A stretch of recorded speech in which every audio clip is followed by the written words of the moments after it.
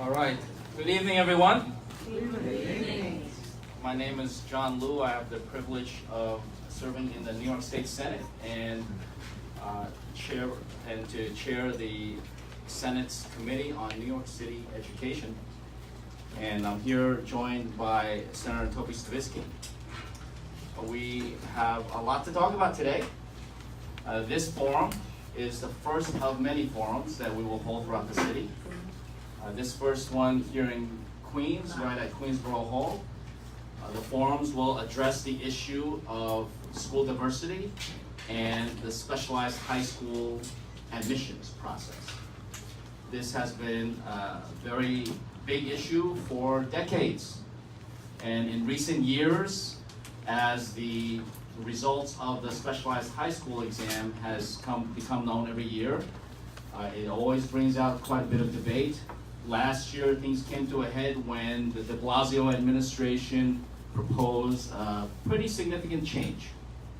That has not gone anywhere at this point. Today, the Senate is convening the first of a number of community forums with the simple purpose of hearing the opinions of anybody who wants to offer an opinion on this issue. This is necessary because last year the city proposed a plan without including many parts of the city.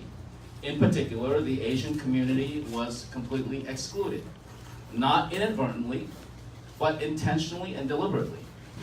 And not only intentionally and deliberately without cause, the cause was they kind of knew what the input from the Asian American community would be, so they intentionally excluded that point of view.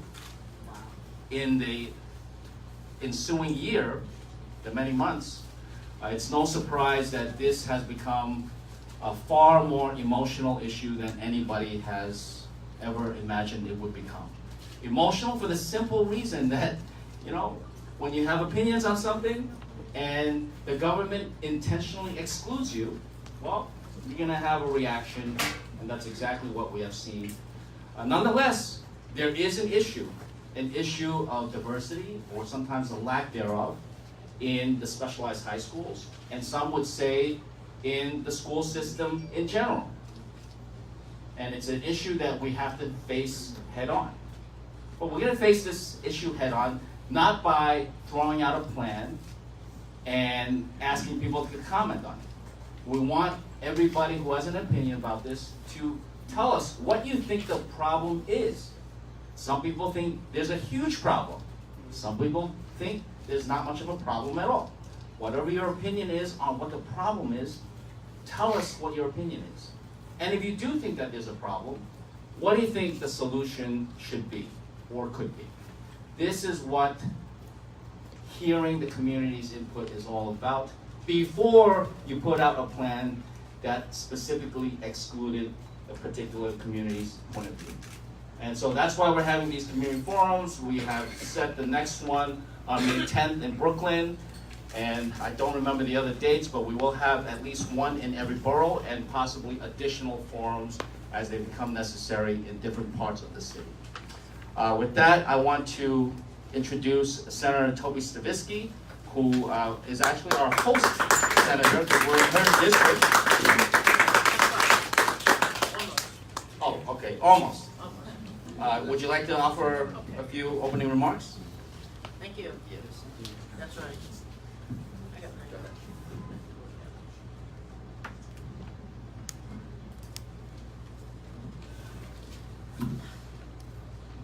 Very easy. When I went to science, we had to take what was called Scientific Techniques Laboratory. Something is shock. And it's something with microphones. My name is Toby Stavisky, and I chair the Committee on Higher Education.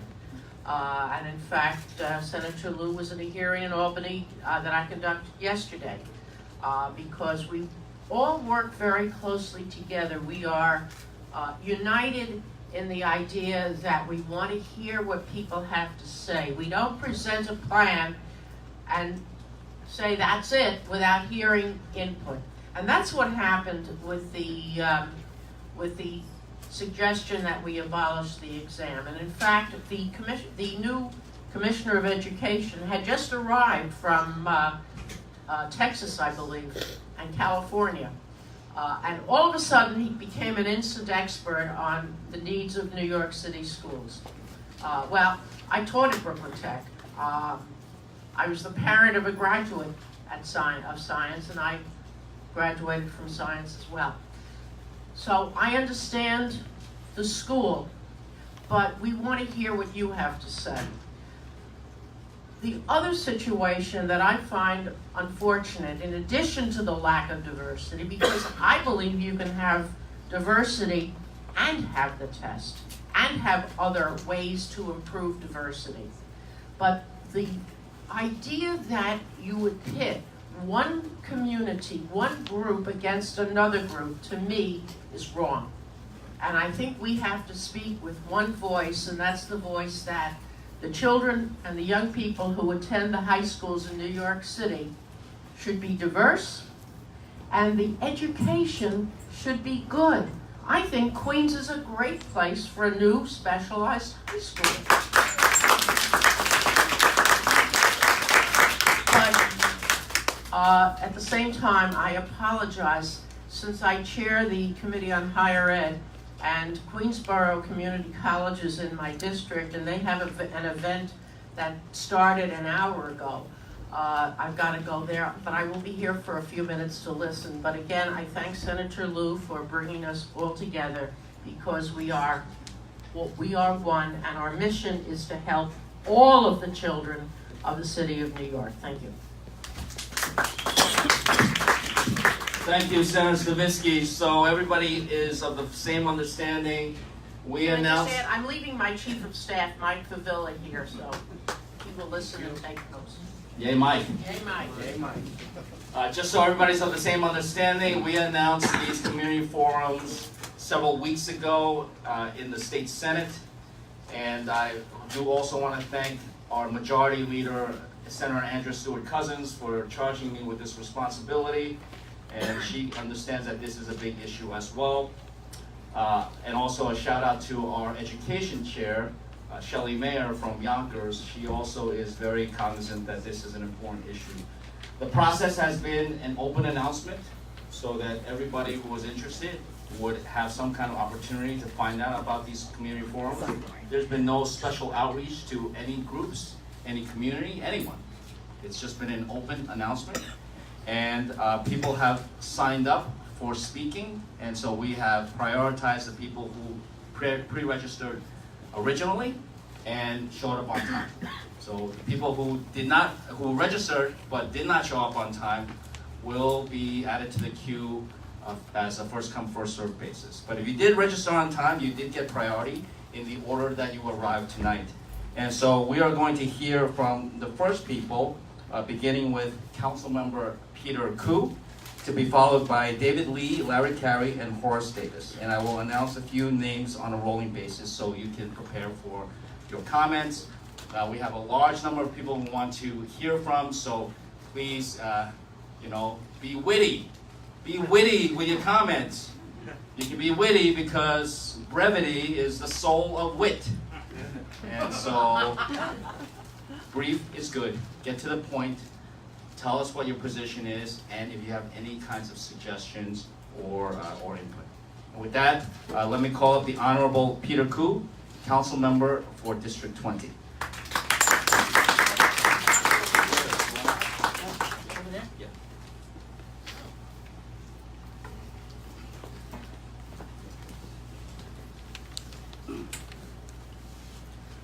Hi, good evening, everyone. Yeah, I'm Councilman Peter Koo. I represent Council District 20, which is Flushing, Bayside, and Queensborough Hill, and a little bit Murray Hill. I'm so happy to see so many parents come today, because this is one topic that unites Asian Americans. Just the test, I don't know why the test is so important to outsiders, but to us, it's very important. I didn't go to special high school. My children didn't go to special high school. but I'm doing fine. My children doing okay too, right? So I don't know why people make a big fuss that they don't get into a special high school. Special high schools are special. Just like going to accountant, going to a medical school. They're special schools. If you want to go there, you have to prepare yourself. How do you prepare yourself? Study, study, study. Right? And practice the test. There's no secrets going to special high schools. But it's not for everyone. I don't want to go to special high school. I don't want to take a train, spend 1 hour from Flushing to go to Stuyvesant, or take a bus to go to Bond Science. To me, it's too much. But the mayor said, oh, we want diversity. So I give him some solutions. So the best way to make special high school admissions reflect the diversity of our city is by encouraging every family, no matter their race, color, or financial status, has the opportunity to prepare their child for an advanced education.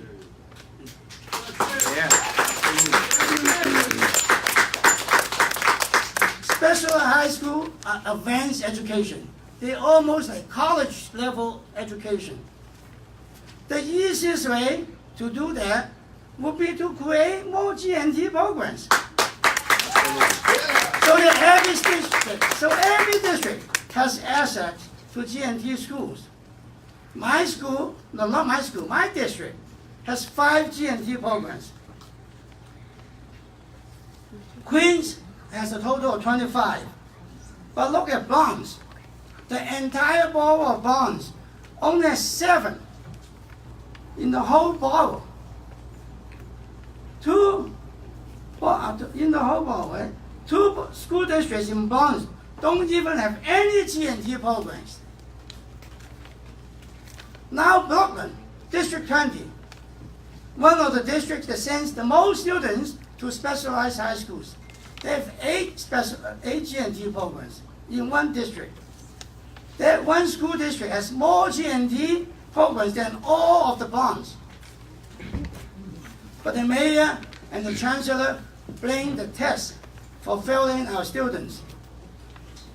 No one should be surprised when I tell you that statistics show that the school districts with the most GNT programs end up sending the most students to specialized high schools. Likewise, the students with the least GNT programs send the least. I'm losing my voice, I'm so emotional. What is even more outrageous is that many of the districts with low GNT programs still have students who qualify for the strong GNT programs. So what happens when a student qualifies for a district GNT program, but there's no GNT program in their district? The Department of Education, DOE, told my office that those students get priority in neighboring districts. But I ask you this, at whose expense? Who are they pushing out to get in? At the end of the day, the city needs to prepare students for an advanced education. If the city were truly concerned about increasing diversity, it would stop ignoring communities of colors. Thank you. Thank you, Councilmember Koo. Thank you for your important input. So we'll proceed with the people who have signed up to speak, beginning with David Lee, to be followed by Larry Carey and Horace Davis. We want to hear from everybody who signed up, so we're going to have to ask people to limit your comments to 2 minutes. That way we can hear from as many people as possible. If you would like to leave your written testimony, you certainly are most welcome, and I will be sure to include it as part of our public record. Thank you. Well, thank you, Senator Liu, and thank you, Senator Stavisky, for holding this forum. My name is David Lee. I am a Brooklyn Tech alumnus. I went to Brooklyn Tech when it was majority Black and Hispanic at that time. We all got in through the same test. Yep. So it dispels the claim that the tests is somehow preventing diversity at these schools. I've been working with the Asian community and advocating for keeping the specialized high school test for about 5 years, and I think, and I speak for and with many of the Asian community, members of the Asian community who don't speak English, and so they're not represented here. So I wish to represent them as well. To test or not to test, this debate has been going on ad nauseum. You know what that means. Everybody is sick of hearing of it. For every argument you can give for getting rid of the test, I can give you 2 for keeping it. However, the bottom line here is that taking away the test will marginalize opportunities for thousands of students of mostly low income and mostly immigrant. And at this particular time, it's also will marginalize mostly Asian students. At this point, not only is the rollout racist, but the whole concept is racist. It's racist, it's divisive, it's polarizing, and really, as I echo what Councilman Koo just said, the city does not need it. We get along very well here, I believe, and we don't need this division. What I propose, first, let's change the name of the specialized high schools to test-in option high schools. I certainly am a graduate, and I can tell you I am not special. Okay? Let's change that name because testing is something that's essential to many careers. For example, civil service exam in New York City, you can't get a job unless you do well and pass the civil service exam. Thank you. And just to finish up, create more seats, create more schools. Most of all, let's fix the crisis in K-8 schools, in particular for African American and Latino students. Only 97% of 8th grade African American students can get an 85 on a math test. That is a shame, it's a crime, and I hope that you heed these suggestions. Thank you very much. Thank you, David. Larry Carey, to be followed by Horace Davis and Ivan Khan.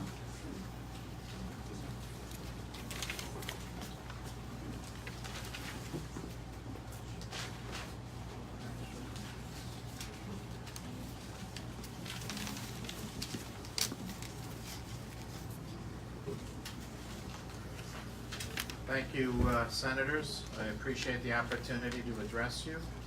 I think this is a critical conversation that we're having today. I think it's a conversation that far exceeds the simple issues surrounding a test. I think it's a conversation about our schools and our futures.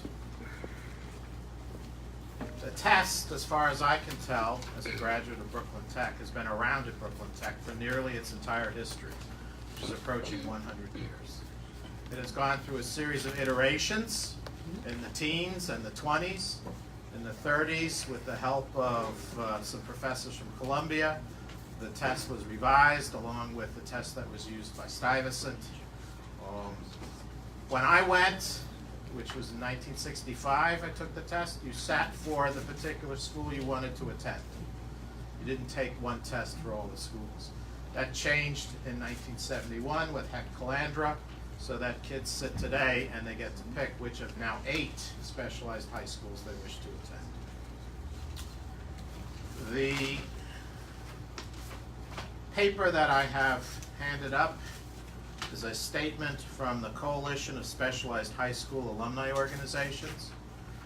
That consists of Bronx Science alumni, Brooklyn Tech alumni, Stuyvesant alumni, Staten Island alumni. Together we represent about 80,000 graduates of these schools, and we are very concerned about keeping the test. We are equally concerned about promoting diversity at our schools.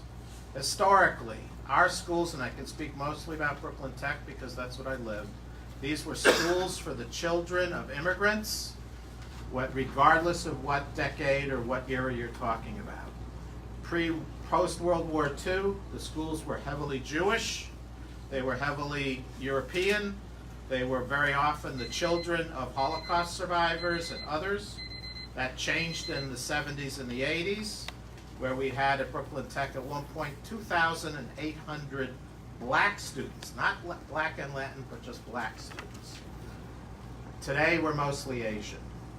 Again, reflecting, I think, the immigration that has existed in New York City. I have handed up, I know 2 minutes is very short, I've handed up a long list of what we think are necessary solutions to promoting diversity at these schools. One thing I would like to point out, since I have this opportunity, is you have to understand the context that we live in. There are 130 other selective high schools in New York City that people compete to get into. And I would like to remind Senator Liu that when he was the controller of the city of New York, he did a study, he did an audit of whether these other schools had the integrity to live up to what they said they were doing with regard to admissions, and 4 out of the 5 failed. And I know of no other study since to speak to that issue. So I apologize for being a little rambling, but in 2 minutes it's difficult to present. Thank you. Thank you, Larry.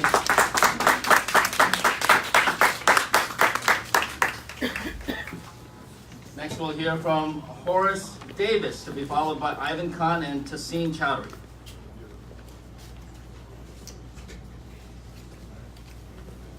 My name is Horace Davis. I'm currently the president of the Caribbean American Society of New York.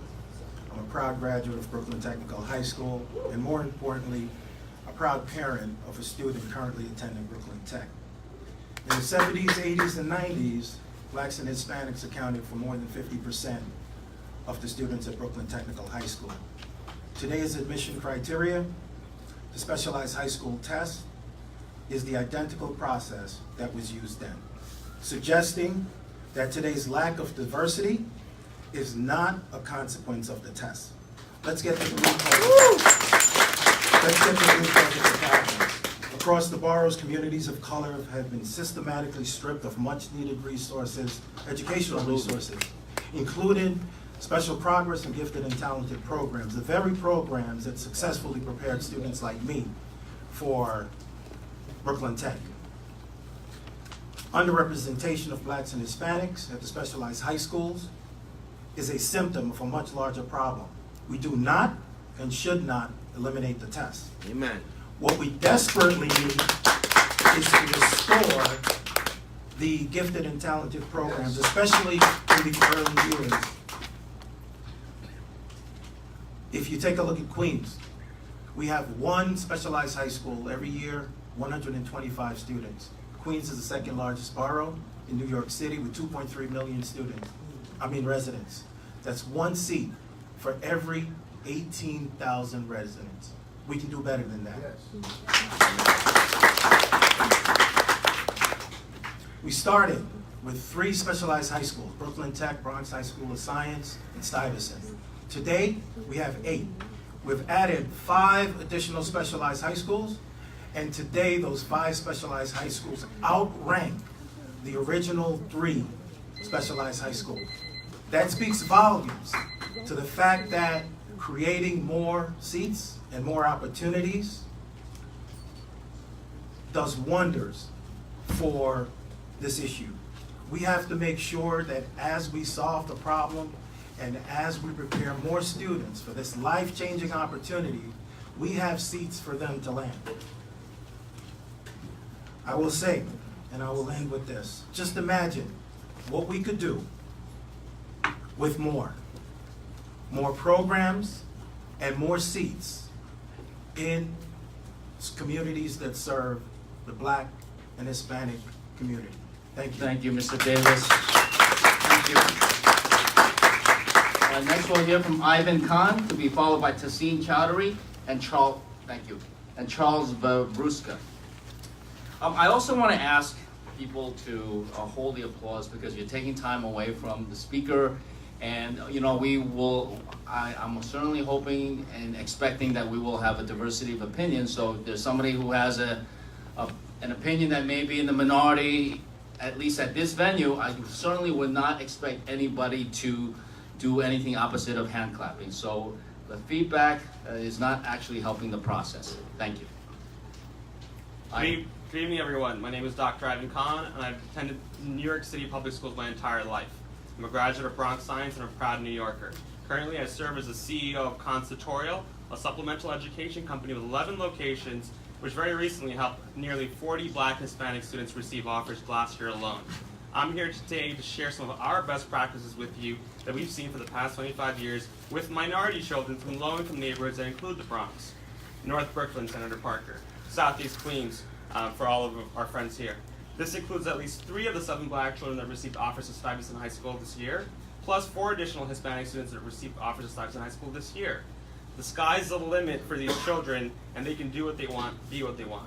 Before I proceed, I'd like to thank our dedicated senators for taking the time to engage our community of New Yorkers that support equity, education, equity, achievement, and access in our public schools. My family and I arrived here in 1987 from Bangladesh. I enrolled at PS19 in Corona, Queens, just one stop away from the 1986 World Championship Mets. My dad was a math teacher at Sheepshead Bay High School and Wingate High School in Canarsie, Brooklyn, before he finished his career as the assistant principal at Wadley High School in Harlem. I tell his story because as an educator in the late 80s and 90s, he knew that the lack of SP classes in underfunded districts was the key to me getting out of poverty and our family climbing up the socioeconomic ladder like most New Yorkers out there. By '94, he started teaching me, and he would tell out all the Bengali people, you don't know where your children are. One day they'll be at City Hall. One day they'll be at the governor's office. One day they'll be at the White House. My dad would tell Bengali families this every single year. Unfortunately, by 2002, he was diagnosed with bone marrow cancer, and my mother and I had to take over while I was a medical student finishing up at SUNY Downstate. It was his health battle and his education roots that really instilled the values of aspiration, advocacy, and access for all low-income youth, particularly minority children.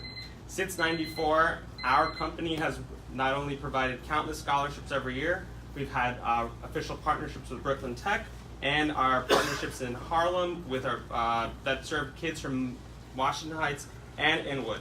As a proud New Yorker, I'd like to please have the senators recognize our fears of subjective measures, because if the mom or Aunt Becky from Full House can get her kids into USC for $500,000, that's not what these specialized high schools are about. While my father fought and lived long enough to see enough of his vision for the Bangladeshi New Yorkers to come to fruition, I'm making it my personal mission to carry his legacy forward for the rest of New York City's underrepresented communities. Thank you for fighting for every New Yorker. Thank you for visiting Queens, Senator Parker, and thank you for allowing me to represent. Thank you, Ivan. Next we'll hear from Tahseen Chowdhury, but before Tahseen speaks, I do want to welcome my colleague from Brooklyn, Senator Kevin Parker. He came a long way, and I appreciate him coming all the way to Queens. I'll see you in Brooklyn as well at the next forum. And I'd like to turn the floor over for some comments from Senator Kevin Parker. Good evening. Again, I'm State Senator Kevin Parker. I represent the 21st District of Brooklyn, which is Flatbush and East Flatbush, Midwood, Dippers Park, Windsor Terrace, and Park Slope. I'm the chair of the Energy and Telecommunications Committee in the Senate, as well as the Majority Whip. Let me begin by thanking Senator Liu for convening us. Queens is not quite as far as everybody's acting like it is, even though I don't come here as much as I'd like to. But we are open to a process. I want to thank everybody for being here. We really want to hear from all of you. When we began last year in earnest with this conversation, this is what was missing, is civic engagement and dialogue and hearing from folks. So we're trying to correct our mistake and be engaged in that now. And so I just want to thank you all for being here, for lending your voices to this debate. We're looking forward to hearing from you and working together as we seek to find educational equity throughout the system for all of our children. Thank you. Thank you, Senator Parker. So now we'll hear from Tahseen Chowdhury, to be followed by Charles Varuska, Mary Alice Miller, and Liling Yu. Thank you, Senator Liu and Senator Parker. I'm Tahseen Chowdhury. I've had the humble honor of serving as the president of the Stuyvesant Student Union. My parents immigrated to New York City from Bangladesh in the mid-1990s, looking for better opportunities. My father has worked at a deli for over 3 decades, and my mother has delivered newspapers for over a decade. Now she's at home helping. I grew up in East Amherst, right across from LaGuardia Airport, and attended public school my entire life. Like many first-generation immigrants, my story is not too different from those of immigrants before me, whether they be from South America, West Africa, East Asia, the Caribbean, and the West Indies. As a first-generation immigrant, I absolutely support measures to increase diversity at the specialized high schools. The fact that only about 11% of Black and Hispanic students getting into these specialized high schools is deeply tied to grade level 3 to 8 proficiency. In 2018, Black and Hispanic students only comprised of about 44% of specialized high school applicants. On average, proficiency levels are about 25% across New York City. Mathematically, you combine those two numbers together and you expect about 11% of offers to go to Black and Hispanic students. The Department of Education is clearly failing our Black and Hispanic students long before the transition to high school ever starts, if only about 25% of them are proficient. One of the most discriminatory practices my community and I have ever experienced was when the mayor and the chancellor attempted to pass legislation affecting the SHSAT with less than 2 weeks left in the session. Not a single Asian American community leader was consulted. This isn't a political game, it's our children's education, and it's a systemic failure. Rather than consider the mayor's proposal as the only solution to the diversity problem, leaders in the Senate and the Assembly have the power to bring back accelerated programs we've phased out, like IGC, SP, and honors programs. Everyone deserves the same opportunity I had. It's about time that we expand the specialized high schools and create more unique and different pathways to high-achieving schools while integrating schools at a much earlier age.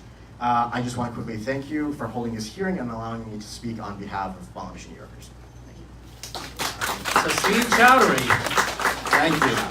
Wow. All right.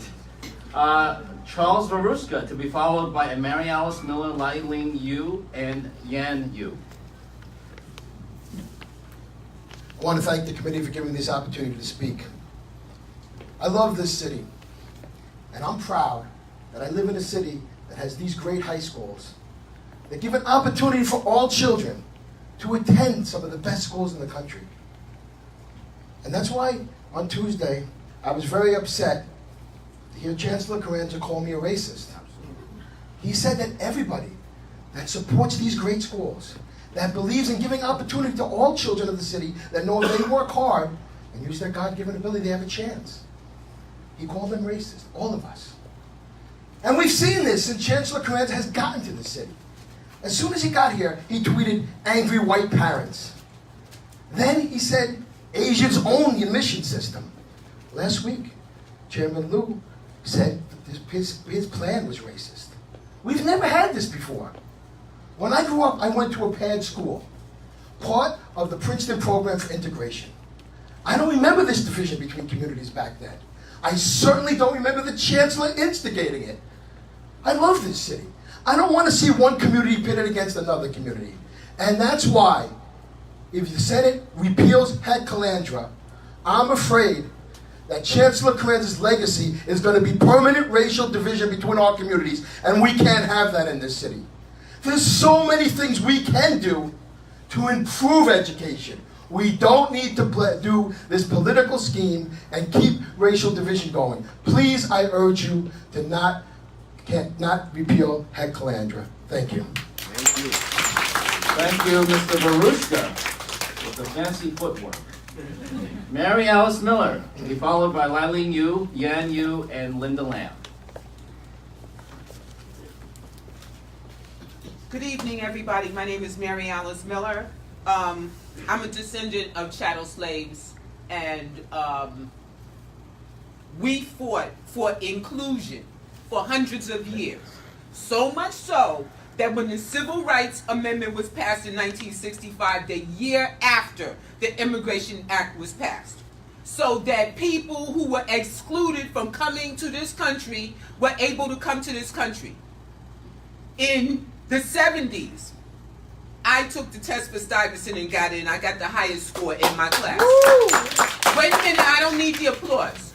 My two sisters behind me took the test for Stuyvesant and they got in. All three of us were in Stuyvesant at the same time.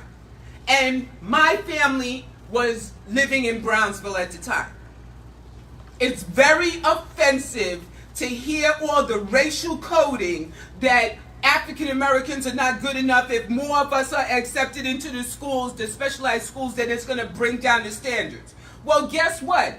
You know, some of us know what's going on, where you all come from. Not all of you, but in general, the new immigrants, we know that there's educational inequality in China, that China has the same issue of people in these big cities like Beijing being able to have a better opportunity to get into better schools than the people in the rural provinces. It's the same thing. The bottom line is this. I've heard that people say that de Blasio's plan to have the top students from the different schools the valedictorians, salutatorians, etc., be allowed to go to the specialized schools. And people are saying that's racist. It's not racist. It was the same plan that the University of Texas, and especially the satellite at Austin, decided to use. 7% is 6% now of all the schools in Texas. The top students, 6% of them are allowed to are automatically offered a seat in the U of Austin.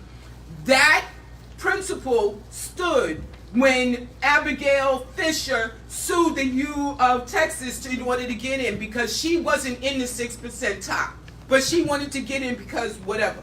The schools, the top schools, are a public good for everybody. We do not want to be displaced from the schools that we helped build. A few years before I went to Stuyvesant, girls were not allowed to go at all. But we advocated for inclusion. The schools do not belong to one race. Matter of fact, that test, if you really, when I went to Stuyvesant, I'm just going to say this. When I went to Stuyvesant, we could see that the people who came from homes where English was not the first language, they were able to be very good at math, because math is a universal language, no matter what your home language is. But in the other subjects, that was not true. So much so, if you look at the history of the test, a few years ago, they added a grammar type portion to the specialized test, and they had to change it back because certain types of people couldn't pass that part of the test. Don't act like the specialized schools belong to one race, because they don't. And if you want to make it a division between African Americans and Asians, we don't want to be displaced. We want a seat in those schools too. All right, thank you, We were there before a lot of y'all even came here. Thank you. All right, Liling Yu, hold on, please. Liling Yu, followed by Yan Yu, Linda Lan, and Yatin Chu. Yes, please. Thank you.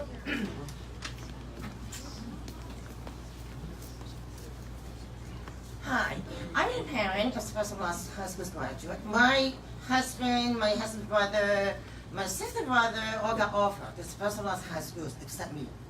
Anyway, I'm going to make it short. I'm going over solutions while they complain about it.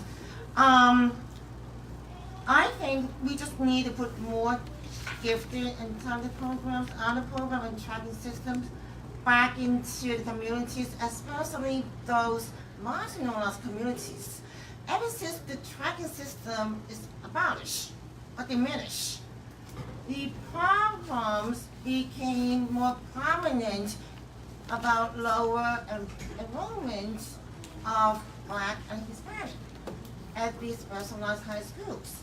And I also agree with some suggestions by Aaron Adams, the Brooklyn Borough President, that he suggested keep the current set of specialized high schools with the current admission process with SHSAT, the sole criterion admission process to specialized high schools.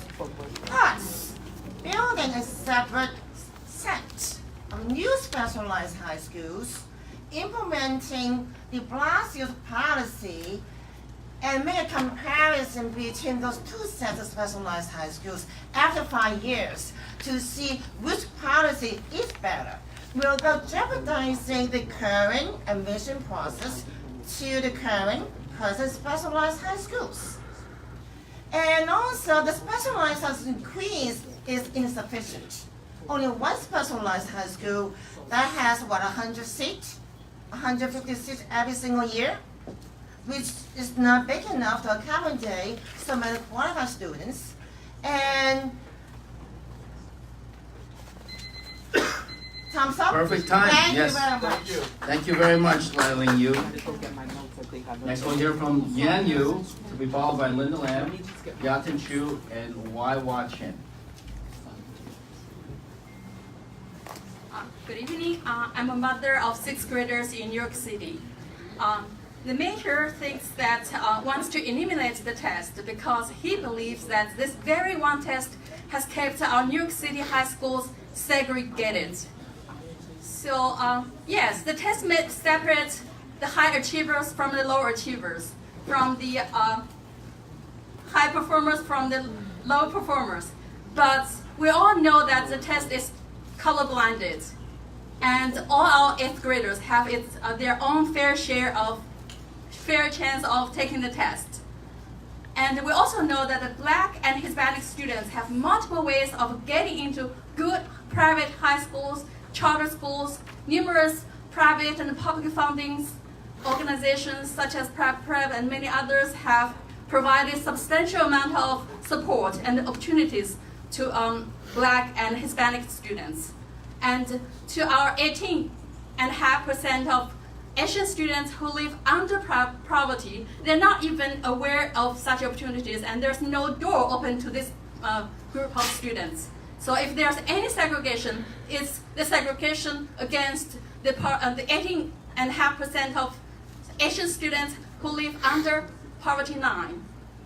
And also the measure, we all know that the measure hates the discovery program that he built, and as reported yesterday. And so he failed that program because I'm a little also too. So Measure obviously is not happy about the discovery program because he hates to see poor Asian students in the program. And he failed his purpose on the discovery program. And as a statistician, I know that he will also fail in his proposal that he's trying to pass because he did not get the math right. The math models he used, that is 7% of admission rate times 68% of Black and Hispanic students equals to 45 enrollment at these special high schools, is simply will not work. And among many problems that I want to point out, the measure is trying to fool the general public that the 7% of getting an A from Harvard is the same as getting an A from QCC. We all know that's not the same thing. And because of the time, I want to say that Dr. King says that it is time to make justice a reality for all God's children. Asian children are God's children too. Thank you. Thank you, Yan Yu.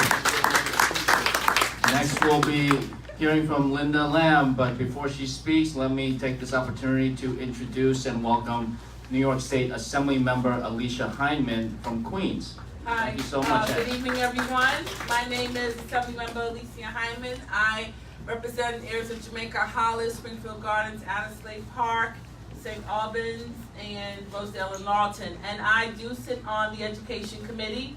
And after a month on the Education Committee, this bill came to the committee. And I did vote yes because I felt the discussion needed to continue. I felt if the bill died, then we wouldn't have this right here. Because it's very important. I want to thank the senator for putting this together because I feel the discussions that we have make our community stronger and we can fix this together. So that's why your voice this evening is very important and your advocacy is important. So this bill, I'm not sure where it is now, if it's in line to come back to the committee. Jeff, do you know? But this is important because we know how important these schools are to Queens as a whole. So that's why I'm here tonight. I'm here to listen. Thank you very much, Senator. Thank you so much, Assembly Member Alicia Hyman. Let me also just mention that we're also joined by David Noah, representative of New York City Council Member Barry Credenchik. So Linda, you are up to be followed by Yatin Chu, Waiwa Chin, and Chris Kwok. Thank you for allowing me to speak today. My name is Linda Lam.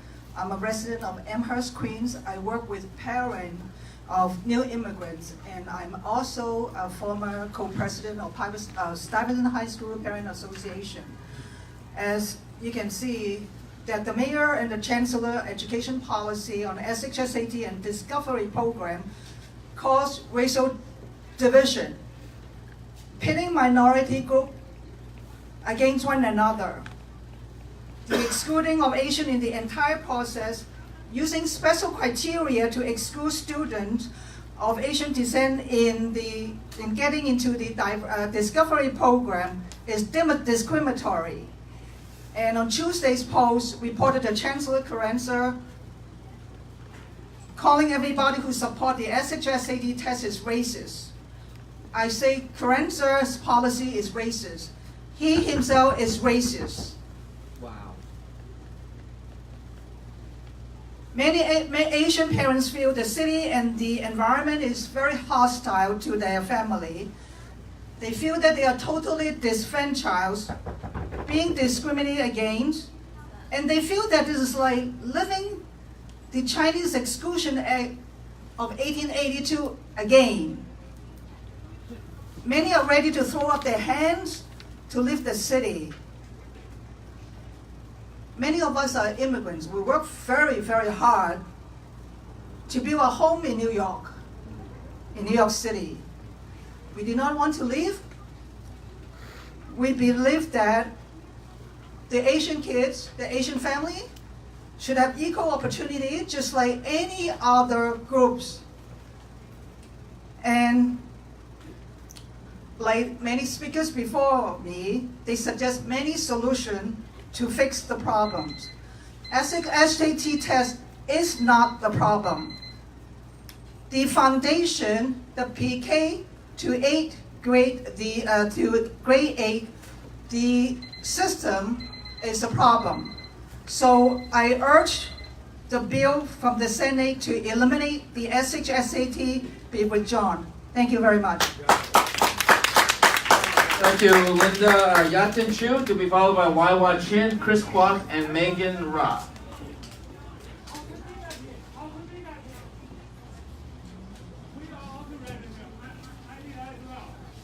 Just come on up. Thank you. Thank you.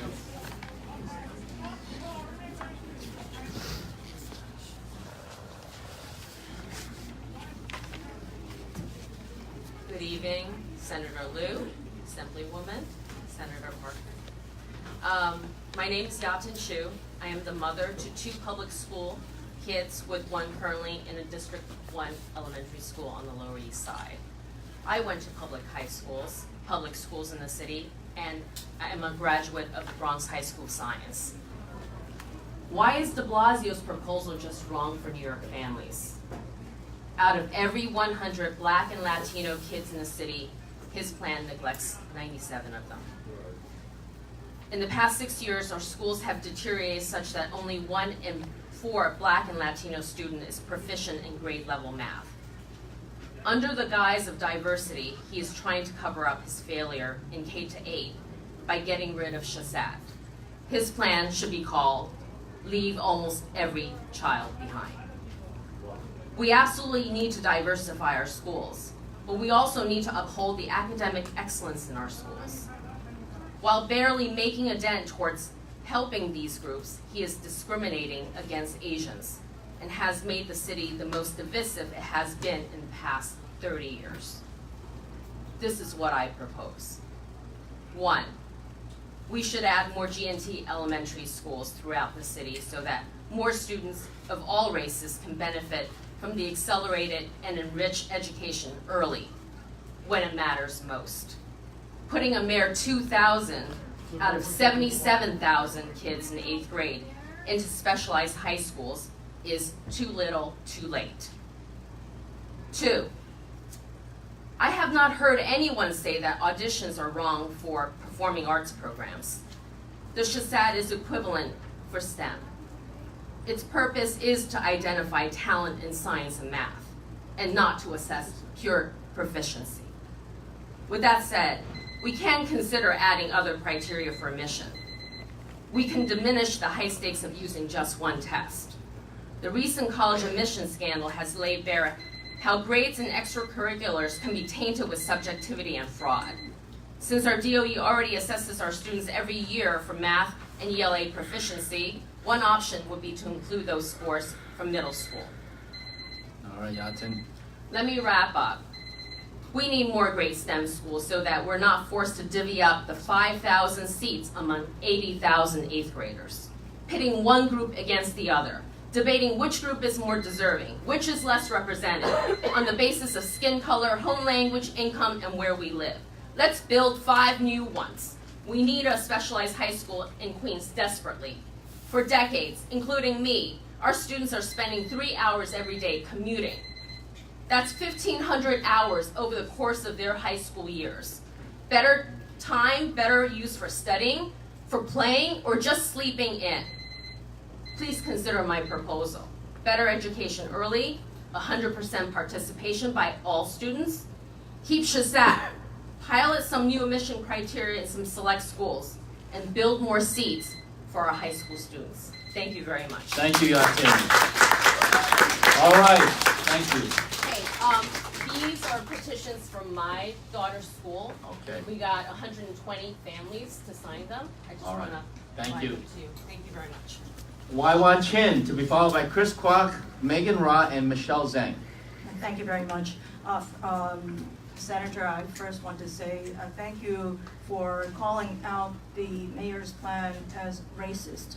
I am Wei Wan Chen. I'm the president of the Chinese American Citizens Alliance of Greater New York, and it was a group that was founded in 1895 because of the Chinese Exclusion Act. And this is something that should not happen to any group. When we see that the mayor is not trying to fix the real core issue, but taking us as scapegoats, that is wrong. We know that the test works because the test has generated generations of quality students, and the schools themselves are good. And in fact, if the schools weren't good, we wouldn't have this discussion of trying to get a more well-rounded group of kids that can achieve in STEM of many different backgrounds. Why are they not getting in? It's very simple. K-8 is broken. And I want you to think about how it is that this mayor is not thinking of what he should be doing and fixing the pipeline. Instead, he wants to just move the deck chairs on the Titanic deck. That is completely wrong. We should be fixing that. And I want you to think about what has happened in the 1800s. 150 years ago, this has not been surpassed. One time, one day, 10 miles of track was laid on the railroads that connected this country. One day, by mostly Chinese. 95, actually it was 99% of the people working on that were Chinese, and in one day they built 10 miles of track, which has not been surpassed in 150 years, even with modern equipment.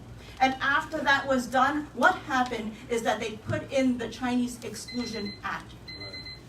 That is wrong. We are at a time when we should be talking about inclusion, and the only way we can talk about inclusion is to make sure that all kids are prepared and that not one group is burdened with extra bricks and rails to carry on their back and then to be thrown out again. So I want to thank you for calling out the mayor's plan as racist, and I thank you for holding these forums where we can speak. Thank you, Waiwan. Chris Kwok, to be followed by Megan Ra, Michelle Zhang, and Liang Cho. Thank you, Assemblywomen. Thank you, State Senators, for allowing the public to come and speak to you. I want to speak, and I want to begin with some of the news reporting about people like us who are proponents of keeping the test. And I've been very personally upset because when they say that we oppose a desegregation plan, I can tell you that none of us are proponents of segregation. None of us are anti-black. None of us believe that Black and Latino students have lower intelligence. It is a slur. It is completely untrue. And if anybody in our movement who are fighting for this believe that, they would not be part of it. So I want you to know that paintbrush for Asian Americans who are fighting for the SHSAT, the SHSAT, that is just not the case. What is this about? I heard about the civil rights movement. It's completely true. I never missed the opportunity to tell that the doors were kicked open by the freedom struggle of African Americans. for all people around the world to realize America's greatest freedoms and truths. Thank you. Thank you for bringing that up. It's absolutely true. We want to be sensitive to that. But Asian Americans here do not have a paucity mindset when it comes to these schools. That's why we really encourage the creation of more schools. We think that Queens, North Queens, which has seen, an incredible population surge in the last 30 years. Queens has doubled population in the last 30 years. If we build more seats, we can get away from this paucity mindset. It's terrible. I will not fight you. I will not fight Black and Latino brothers and sisters for more seats. We should have a feast mindset, a buffet mindset. A Queens specialized science and math and civics high school in Willets Point, where developers are building all the time in Flushing and really making traffic really bad. Let's have them build a great high school so that the kids can have a lesser commute, and then we maybe even out the numbers. But we need to look at our story, our city, not in a paucity mindset, which I think de Blasio and Carranza do, but we need to see it as a feast. Thank you very much. Thank you, Chris. Megan Ra, to be followed by Michelle Zhang, Liang Cho, and Charles Yun.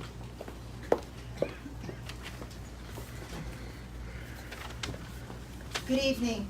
My name is Megan Ra. I am a mother of 5 children, all going through the New York City public school system, one in college now. And I myself went to elementary school, middle school, and high school in the New York City public school system. And I have been serving as the PTA co-president of a middle school in Northeast Queens. We have about 900 students. Also involved in the various community groups. So I stand before you wearing many different hats, but foremostly as a very concerned New Yorker and a very concerned parent and a very concerned human being. Why? Because first of all, I do hope that Senator Liu, that you will go back to Albany and you will inform and teach all the other lawmakers who are not familiar with the New York City public school system. It is not easy raising our children in the New York City school system. My friends who graduated Stuyvesant along with me, they have chosen to send their kids to private school, to move out to Westchester, Long Island, New Jersey. I chose to stay in New York, I chose to stay in Queens, and I chose to put my kids through New York City public school system, because at the end of the day, I know it's not perfect, but I know if you could come out of the New York City public school system and learn how to navigate it, that you come out a very strong person. And what the mayor has done is that he has identified the Asian American students and our faces as the obstacle to access to quality education, and that is simply not true. And just like Chris said before me, we all come before you with one goal in mind, and that is to provide the best quality education for all the children. And SHSAT is just one way to do it. It provides a clean slate for a son like mine, who was bright but didn't behave very well in 7th grade. Couldn't get into any screened high schools that New York City provides, but he was allowed to take the test. And so it provides the needs and meets the needs of certain type of students, and SHSAT does that. So thank you. Thank you, Megan. Michelle Zhang, to be followed by Liang Cho, Charles Yun, and David Rem. Hi, my name is Michelle Zhang. I have heard all the speakers. We are talking about whether or not we should get rid of the test or not. But I think that's not the focus, because the other earlier speaker mentioned that she's African American and she got the highest score to admit into the Stuyvesant, right? Which means the test itself is fair. Everyone getting the right opportunity to take the test. It doesn't discriminate any of the students from the 8th grade. So now we really need to think about what is the root cause, what it really caused, and why we are here. The problem is the resource. Not every school getting the right resource to give the student to do well. To me, like I'm an immigrant. I came here when I was 15. I started with the ESL program. I went to the what we so-called underperforming school. So, but the top of the graduate from my school and for my year, they all went to Harvard. They went to Harvard, MIT, including myself. I went to Georgetown. I took the SAT in 3 years when I came to this country, from ESL 3 to SAT. So I still get into the good school. It's not the test itself, it's the effort, it's how much resource we put into the school that which can motivate our students to do well. So I would urge the government really to consider how can we improve our school system by putting more resource at early education, so every kids will be able to get the right resource to develop their own talent. So they, in the future, we don't really need to consider whether or not the test is fair, whether or not we need to the GNT special high, because every kid, they are good, they are all performers. So they can have the great future, and then they can all go to the good school. Thank you. Thank you, Michelle. Thank you. Next, we'll hear from Liang Cho, to be followed by Charles Yoon, David Rem, and Karen Schumacher. I am a parent and a public school teacher. Can you get closer to the mic so everybody can hear you? I don't think selecting the top 7% of students from each district for admission to specialized high school is going to work. First, can we really select the top 7% of students without any bias? If admission to specialized high school based on the SHSAT grade is a problem, according to some politicians, then teachers should stop giving tests to students and stop counting the test grade for their GPA. This is insane. According to most educators, teachers should use both formative assessments such as tests and informative assessments such as homework, portfolio, participation, and projects to more objectively assess our students. Regardless which assessment, some teachers are more lenient on grades than others. A passing grade of 65 for one teacher may become an 80 for another teacher. In addition, the same teacher may be more lenient for students such as ELL students than regular students. Secondly, would admitting the 7% of students from each district necessarily make the admission rate for each ethnic group proportional to its population in the city? What if some parents decided to move from the less competitive district to increase their kids' chance to get into specialized high school, resulting once again in much higher admission rate for one ethnic group than the other? Are you going to stop those parents from moving? Not every Asian kid did well on the SHSAT. For those who claim the test, many of those did well are from low-income families and new immigrant families. Please know that for many years these kids have spent many evenings and weekends starting when others kids playing video games. Their parents also spend their daily savings on their kids' tutoring, while other parents spend it on their new iPhones. Thank you, Liang. So let me wrap that up. If you want your kids to get into a specialized high school, then your kids should also spend more time studying and preparing for the test. Thank you, Liang. Beginning not from the 8th grade, but from the 1st grade. Thank you. Thank you. Charles Yoon, to be followed by David Rem, Karen Schumacher, and Dao Yin. Hi, my name is Charles Yoon. I am the President-elect of the Korean American Association of Greater New York, which represents Korean Americans in the Greater New York area. This issue is an issue that is of interest to the Korean American community, as reflected by radio, television, and print media that are in this room today. When I happened on this issue, I looked at the impact that this 7% rule would have, and I was really shocked and dismayed that what the report said was that there was going to be a decline by 70 to 75% of Korean American kids who speak Korean at home at these schools, and 54% decline in admission rate of Chinese American children who speak Chinese at home. Those are startling numbers, and it's a huge number, a sacrifice, honestly, and a price to pay by our future generation. And I have to ask, you know, diversity is a goal that should be pursued, but is it really a tool that should be used as a wedge to divide our communities? I say that we can achieve diversity, and I think we heard a lot of great suggestions that were here today. I think, in fact, there are a lot of white papers that are put out. I think Brooklyn Tech has put out a great suggestion where it outlines step by step what could be done so that diversity could be achieved holistically and not artificially. And I also like Chris Kwok's idea of the buffet, of having more specialized schools in Queens. Thank you very much. Thank you, Charles Yoon. We'll hear now from David Rem, to be followed by Karen Schumacher, Dao Yin, and Jean Libert. And I want to ask, I know we've already had a pretty long forum. If you've already spoken and you've heard enough, I want to encourage you to go home, relax.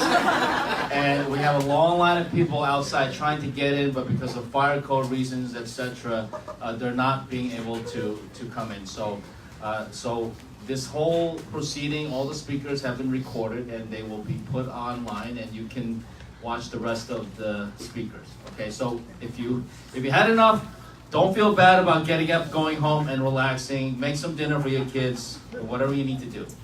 Thank you. Mr. Rem. Good evening. My name is David Rem, and as the proud father of a brilliant Hispanic daughter, Ava Rem, a September 2019 accepted Stuyvesant High School student, I was appalled when I read in the New York Post, New York City School Chancellor Carranza recently published public comments that said anyone who believes in wants the SHSAT exam to remain in effect unchanged is a racist person. As a native, lifelong New Yorker, I find this statement highly offensive, and Chancellor Carranza owes New York City an apology. The SHSAT exam is the fairest, race-blind method to establish which brilliant children should gain admittance into the New York City's 8 specialized high schools. In fact, the Board of Education shouldn't even be permitted to require that a student list their race on the SHSAT records themselves, as the exam knows no race, or if necessary, fairly earn the right to attend the specialized high schools by their own hard work, merit, and achievement. The mayor and the chancellor also grossly misrepresent to New York City's public, stating repeatedly that the new Discovery Program's guidelines for eligible specialized high school students all just missed the SAT cutoffs by a few points, when in fact every single one of the 20% Discovery Program's eligible students failed miserably to make even the minimum cutoff scores required for all of the 8 specialized schools. An example, Stuyvesant, which has the highest required cutoff score of 557 for 2019, while Brooklyn Latin's cutoff score is 448. However, drastically different for Discovery Program children who will be admitted into the 8 specialized high schools with scores some 70 to 100 points lower than regularly admitted SHSAT applicants, thus taking seats away from the tremendously higher scoring and more academically deserving children. This, my fellow New Yorkers, is a racist policy, plain and simple, and needs to end immediately. The mayor's chancellor's racist policy even discriminates against higher scoring Black and Latino children, who fortunately happen not to reside within one of the carefully crafted and racially biased anti-Asian, especially residential zones, aka the 60-score poverty residential zones. Please let me end with this. I work for the New York City Department of Sanitation, and this Saturday I am taking a promotional exam. How do you think my fellow test takers would feel if I score lower on the exam, yet I'm expected to be promoted to the supervisor position over Black, Hispanic, Asian, and other minorities on the supervisor's exam than I? Think about that for a while. I would like to thank Senator John Liu for calling out Bill de Blasio's and Chancellor Carranza's racist policy, and also a thank you to Francis Queller from Queller Prep, where my daughter studied at. Thank you very much. Thank you. Now we'll hear from Karen Schumacher, to be followed by Dao Yin, Jean Libert, and John Keller. Hi, my name is Karen Schumacher. I'm a public school parent. I'm not a graduate of any of the specialized high schools. And I'm here to support the idea that what we need to fix the diversity program is to offer more supports and pipelines in neighborhoods of color. Why do we not have a citywide G&T program in the Bronx? Why do we not have G&T programs in 4 districts, all of which serve primarily children of color? That's not fair. We're not giving the opportunity to them to excel the same way we are other children. You cannot, I'm sorry. It's not about fixing the end of the race, it's fixing the training for the race. I'm not necessarily a proponent of the test, sorry. But I am a proponent of keeping the specialized high schools for the top students citywide, whether that be on SHSAT, whether that be the state test scores, etc., or any other objective measure. The problem is, and the reason the mayor suggested the 7% plan is because if you switched it to the top students based on state test scores, grades, and other objective measures, you would still have the same outcomes. You would still be getting students from the same schools. You would still be getting the same racial profile. I love the idea of building more specialized high schools and allowing them to be a trial for the mayor's new plan. But I want to keep the current specialized high schools as high schools for the best of the best. And I don't want children to be penalized for going to a good middle school where all of the students get 4s, but suddenly only 3 of them get to go to the specialized high school, whereas another middle school where the top score was a 2 is in the top 7%. That's not fair. You're putting the bar in different places, and you're penalizing a child for being amongst other smart peers in the middle schools. Thank you. Thank you, Ms. Schumacher. Dao Yin, to be followed by Jean Libert, John Keller, and Deborah Alexander. Thank you, Senator Wu. Thank you, senators. Thank you, assembly member. Thank you, everybody here. I think some of you kind of tired people just repeat. You want to hear something new? My name is Dao Yin. I'm the Executive VP of Queens Residents and Voter Coalition. I'm a father of 2 high school students. I'm the former private company executive. Okay, there is issue. This is the problem. So last time I sat there for 5 hours, 30 minutes. I listened both sides. Now I have 2 minutes. So this is the new plan. This is the plan from the mayor and the councilor. So if you look into this, there's a problem on the steps. Set priority and goals, then convene and collaborate. Unfortunately, the new plan lacks of consensus, lacks of community input. So they put one group against another. Education is difficult. It's not easy. You want to change? It's not like you change the default speed limits from 30 miles per hour to 25 miles per hour. That was a good job. That was a good job because of the safety. However, in terms of the public school, you have a lot of issues. Common sense. If you Google, you will find a lot of issues. But SHSAT is down to the bottom. It's never be the first priority. If I were mayor of a city, the school violence would have kept me up in the midnight. If I were mayor of the city, the poverty will have kept me in the midnight. Thank you. Thank you, Dao. Next we'll hear from Jean Libert. But before Jean speaks, let me acknowledge that we've been joined by Senator Velmanet Montgomery, who also traveled all the way here from Brooklyn. Senator Montgomery, would you like to say hello? First of all, I just want to thank Senator John Liu for, I thank Senator John Liu, it's not working. It's working. Okay. Okay, thank you, Senator John Liu, for hosting and holding this very important hearing. I happen to be a senator from Brooklyn, and I actually represent one of the high schools that we're talking about, Brooklyn Tech. That is my district. And I also have several Brooklyn Tech graduates on my staff, and my son is a graduate of Brooklyn Tech. So we love Brooklyn Tech. But you know what? I also have Boys and Girls High and a number of other schools. So I love all of the children in all of the schools.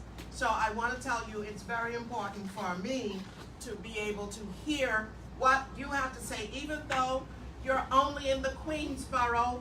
I want to hear, the Kings wants to hear from you as well. So we thank you for coming out, and thank you, Senator, for making this possible for us to have this meeting. Thank you, Senator Montgomery. All right, Jean Libbert, the floor is yours, to be followed by John Keller, Deborah Alexander, and Diane Mostello.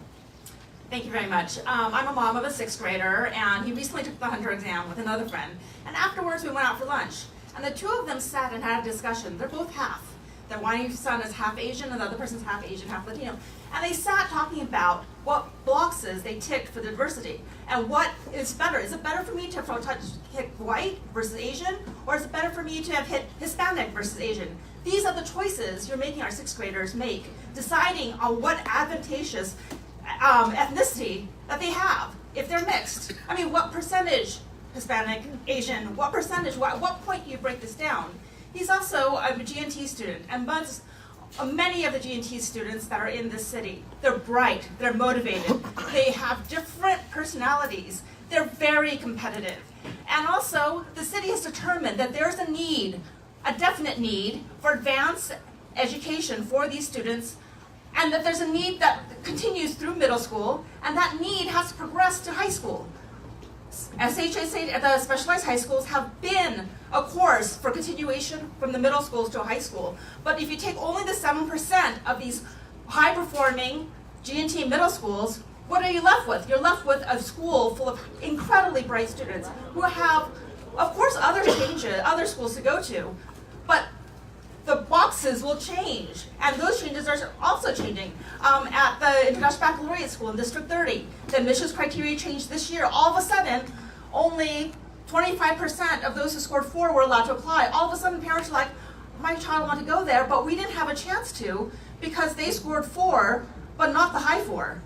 So this is causing a ripple effect. So even if you think that there's other schools your child will be able to go to, they might not even be able to get it there because of the other restrictions on diversity. So I'm just saying that Carranza made a note I read somewhere that I believe in my heart that New Yorkers want a fair shot, and agreed. 7% of every school is not a fair shot. The schools are not the same. That's not who we are in New York. This is excluding kids. Thank you. Thank you, Jean. All right, John Keller, to be followed by Deborah Alexander, Diane Mostello, and Angela Hugh.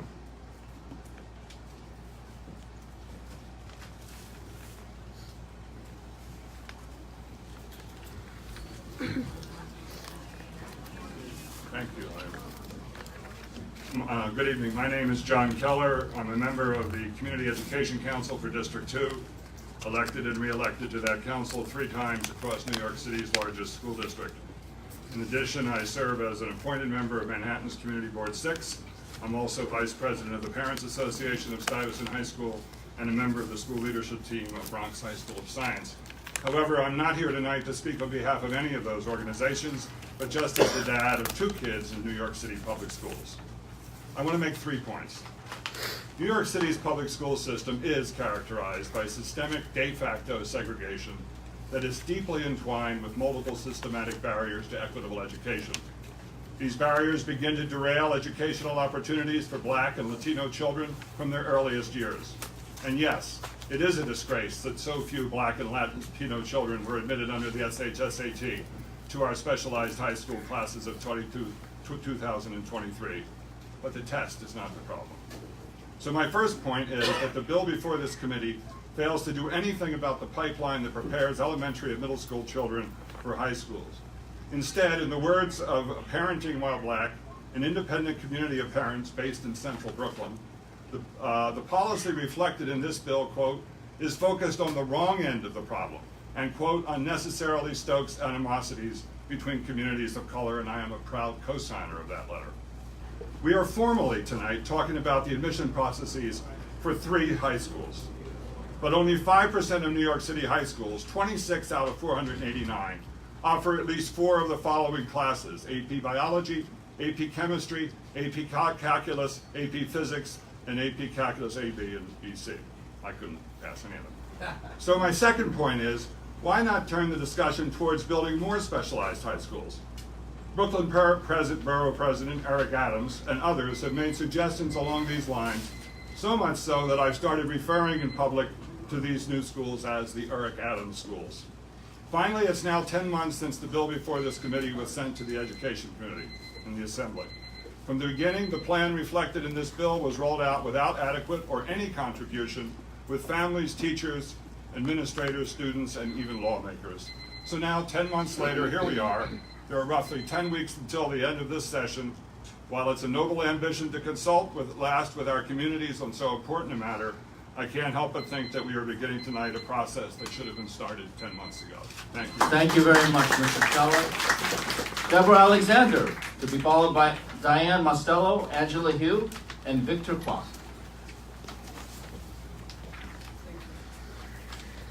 Thank you so much for being here. My name is Deborah Alexander. I am co-president of the District 30 CEC, but I'm mom to a 3rd grader and a 6th grader. Despite the best efforts of the city to divide us, everyone opposed to the 7% quota plan agrees that there is a problem. We are not blind to the segregation and disparity. We see the data, we know what's happening. But why? No one from the city or the state has been able or willing to publicly state why. The reason they won't tell us the why is because this plan illogically does not address it. It's like going to the dentist because you have a cavity and her solution is to bleach your teeth. You fix a systemic problem with a systemic solution, even if it takes some time and doesn't generate any headlines. If the city presented an illogical plan that didn't hurt anyone along the way, that didn't sacrifice one student for another, would be one thing. But that is not the case. This plan disproportionately affects Queens families, most of whom are economically disadvantaged and are currently facing a high school seat deficit in the thousands. This plan disproportionately affects my school district, District 30, which is currently home to 3 of the top 10 middle schools in the state. Clearly, these schools are doing something right, and their students will now pay the price. Why not, as countless people have suggested, emulate and replicate what is working instead of rationing it? It is patently wrong to tell families who have sacrificed and students who have sweated along a particular track under the promise that their hard work would pay off, and under the legal premise that they would be provided with their appropriate educational environment, that when they get to high school, they hit a brick wall. They are denied access, denied the ability to even apply to certain schools because they went to successful middle schools. There is no equity without access, and this applies as much to high-performing students as anyone else. You can't have equity when you don't allow children to apply equally. There is an undisputed problem. This is not the solution. Thank you so much. Thank you very much, Deborah. Diane Mostello, to be followed by Angela Hugh, Victor Kwok, and Jennifer Zhang.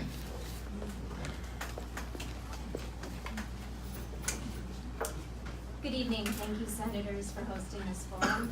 I am the parent of a high school student at Stuyvesant and a middle school student in District 30. The lack of diversity in the New York City public schools is a disgrace.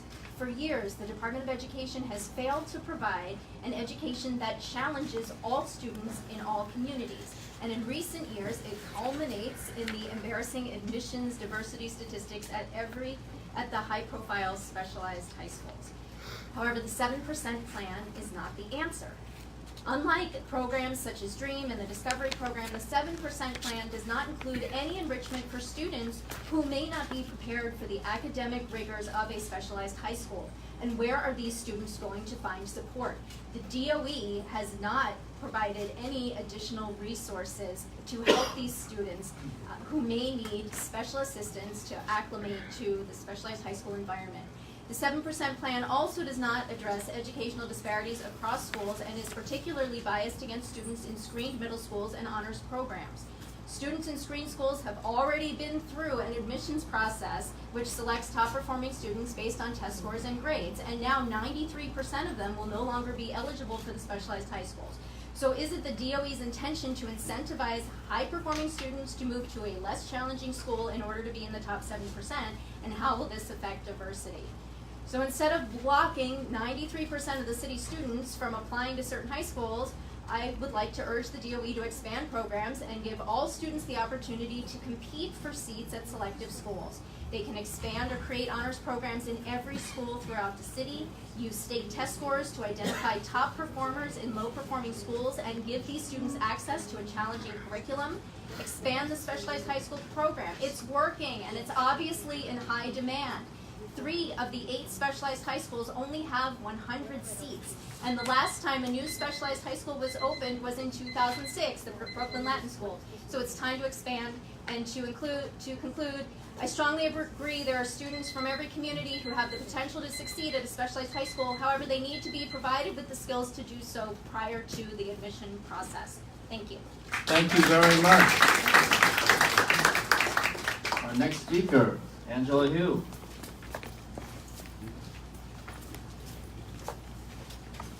Just make sure you can hear me. Okay, my name is Angela, and I have 4 kids in public school. It is disturbing that less than 10% Black and Latino in special high. But let's find out the true reason so we can fix them right. First, Mia called this a segregation, claim that Black and Latinos are locked out. But we all know special high open to everyone. She said it's available to every student. Second, special high are for academic excellence. It should be simply merit-based instead of demographic-based. NBA or elected officials, they don't do that. Just as an example, Senator Liu. He's the only Asian senator out of 63 senators. Should we call that there's a segregation issue, or should we claim that Asia are blocked out? Third, Naya Skogate, the test, is not just flawed. It is a roadblock to justice and academic excellence. That's exactly what he said. But she said it's not designed or favored to Asia or to any ethnic. It is just colorblind, it is objective, rich or poor. But even your state test as an admission, the result will be the same, if not less. In 2017 state test, that will come up with 5.6% Latinos and Blacks getting into special high. So, the grade 3 to 8 state test consistently show the true problem lies in K to 8 education, not special high. To wrap up, we suggest, or I suggest, fix K to 8, help the majority, 97% student, add more GNT, which is the pipeline to special high, and add more special high school seats. Instead of allow politicians gaming the system, rob seats from one minority to the other. Thank you. Thank you, Angela. Victor Kwok. Sorry, by the way, I have all the data if anyone needs. Data from the DOE. What more can you ask for? Thank you. Victor Kwok, to be followed by Jennifer Zhang, Isabella Gold-Mintz, and Alana Mohammed. And just a point of information on Angela's comments. I am not the only Asian American to have the privilege to serve in the state Senate. I am joined by my brother Kevin Thomas, who is also a state senator representing a part of Long Island. So we now have the Asian caucus. We have the Asian caucus, and Kevin Thomas, I was going to do paper, rock, scissors with him to decide who was going to be the chairperson of the Asian caucus. He said I could be the chair. So I am the chair of the Asian caucus. And he said I could be the chair because I'm old. Please, Victor. Good evening, ladies and gentlemen. I'm a father of 2 children who are currently enrolled in public school. I'm here today to share with you a true story to prove you that the SHSAT test is not a problem. There was a great teacher. His name was Jaime Escalante. He taught math in Trouble High School, known for violence and drugs, from 1974 to 1991 in East Los Angeles. 70% of his students were poor, and 95% were black and Hispanic. Many of their parents were undocumented aliens who spoke very little English, and they never received high school diploma themselves. And yet, Mr. Escalante became one of the most famous and most admired teacher of his time by inspiring and helping his students to excel. Students who came from difficult home life and have inadequate study habits, drugs and gangs in the neighborhood kept them from getting a good education. But Mr. Escalante helped them to set up math tutoring workshop, asked the student to come to his workshop so that they can prepare for the AP test. Hours, days, weeks, and months of preparation and hard work, the students stay late at night, give up their leisure time on the weekend, not going to the party, they study. They know that this is the turning point of their life. They know the test is not the problem. They know by taking the test, their life will be changed. They never complain about the test. I didn't know that the time wrap up so fast. So yes. I want to give the solution. I want to hold the mayors and the councilor accountable for lack of good education, good teacher in the New York City. I want them to build more GNT program across all the school districts. Give the control back to the local community, like the CEC, the principals, the teacher, and the parents. Thank you, Victor. Thank you. Thank you. By the way, if you're going to leave us your written testimony, please make sure your name's on it. Thank you. Next speaker, Jennifer Zhang, to be followed by Isabella Goldmans, Alana Mohammed, and Yifang Chen. Jennifer Zhang. If not, going once, going twice, Isabella Goldmans, you are up. To be followed by Alana Mohammed, Yifang Chen, and Chen Kwok. So I think I can have 4 minutes since like the previous speakers not here. No, So, yeah, it's definitely a good try. Yeah. My name is Isabella Goldmans. I'm a parent of 3 kids. All of them went to specialized high school. And I had some prepared remarks, but a lot of people talked about the same thing, so I'm not going to do it. I just wanted to say that the main goal of public schools is to provide quality education to every child. And I think we all know that specialized schools work. They provide quality education. It's obvious kids go to good colleges, and they do a good job providing good education. And SHSAT, the method of selecting kids getting into high school works also. So that works. What I want to talk about is black kids, black and Hispanic kids in this city. There's 70% of them, and we have more than 1 million kids here in public schools.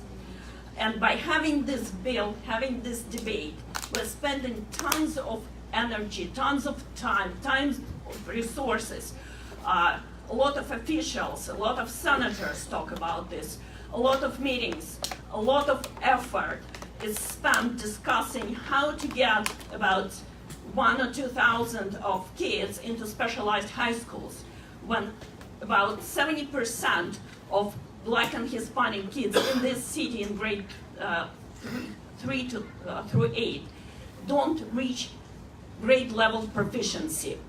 And we're completely forgetting about any academic issues with them. We're completely forgetting about 75,000 of kids who are not included in this debate. And what I think this debate, this bill is doing is completely racist to Black and Hispanic community, because it distracts attention from their needs, from their education. Yes, I do agree, we do need a lot more to do about education in Black and Hispanic communities. We need gifted and talented programs. We probably need gifted and talented programs, pull-out programs in every school. We don't need to test in kindergarten or 4-year-olds when they're not prepared and some don't speak English. Thank you, Isabella. Yeah, I think we need to do it later. But we need to stop worrying about this and look at the bigger picture. Okay, thank you, Isabella. Alana Mohammed, to be followed by Yifang Chen, Chen Kwok, and Mazeda Udin. Hey, hi everyone. My name is Alana Mohammed, and I am clearly a Brooklyn Tech alumna. It was a very difficult decision for me to come out tonight because this issue has been so divisive and mired in misinformation. Often it feels like we're two cars stuck in gridlock, honking angrily at each other, never moving forward. Alana, can you get closer to the mic? Sorry. I don't know how to move forward, and it feels like I should be up here with concrete answers. But the truth is, I don't know how desegregation became such a shorthand for anti-Asian in a lot of these conversations we're having, and why so many of our leaders are ready to accept this bluster. The groups I see advocating from this perspective do not take into consideration the circumstances of Indo-Caribbean Asians like myself and the vast diversity of Asian students in New York. In 2018, only one English language learner could be identified in the specialized high school system, even though Asian English language learners make up nearly 25% of New York City students. I don't know why misinformation campaigns are allowed to shape the contours of this conversation, or why we pretend this is a simple black and white issue. It's much more complex. Many fundamentally believe that this exam is the most fair, least biased way to assess students. I don't know why expert testimony from leaders in the testing industry that say this isn't true is not convincing to some. I don't know how we can justify the exclusion of students who rate as high, if not higher, than specialized high school students on every other metric available. And I don't know why my fellow alumni like to pretend that our schools were not made up of all types, including slackers whose lack of interest in academics was trumped by one score on one test. As it exists now, this test measures the student's exposure to an advanced curriculum. That is not in and of itself a problem, but we are at a point where it exacerbates existing barriers to education and upward mobility. Many of you are right to say that K-8 needs to be overhauled, but that doesn't mean that issues of segregation will end at the high school level. I've heard this a lot today.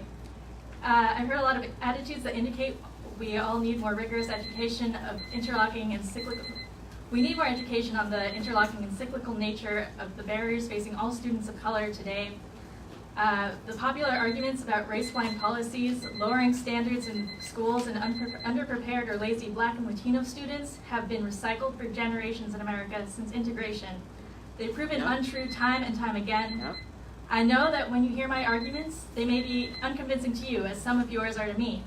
But I sincerely hope that we can move past the rhetoric and educate ourselves about the complex racial dynamics at play. Otherwise, we're just stuck in the gridlock. Thank you. Thank you, Alana. Yifang Chen, So I will. be followed by Mazeda Udin, Christine Colligan, and Sue Kim. Yeah, so I will let my kid speak in place of mine because he has to go home to finish his homework. Okay.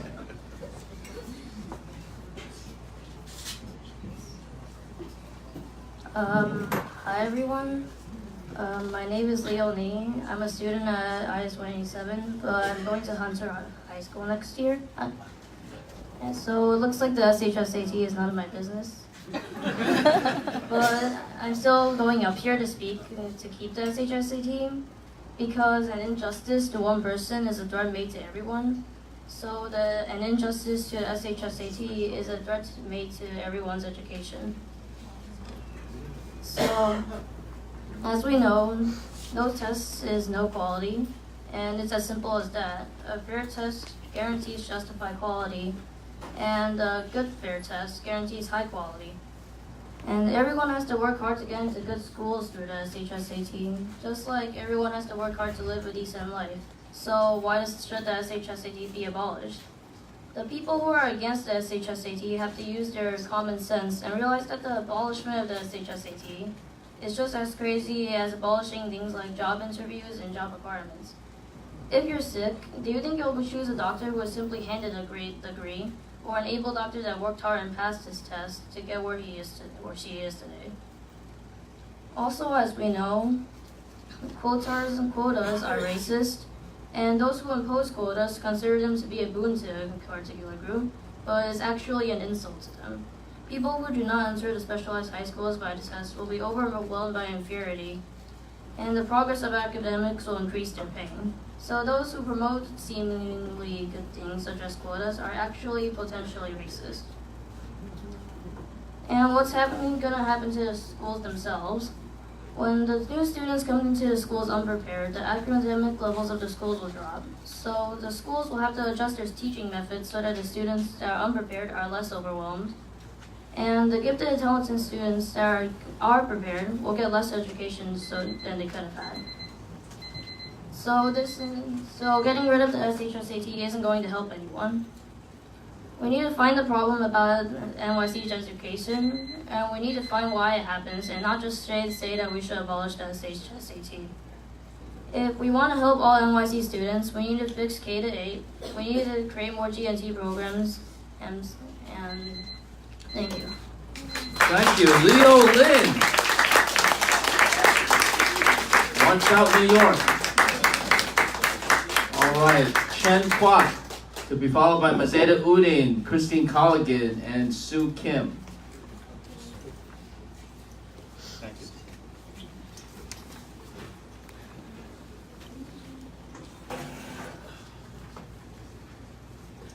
Taking my notes.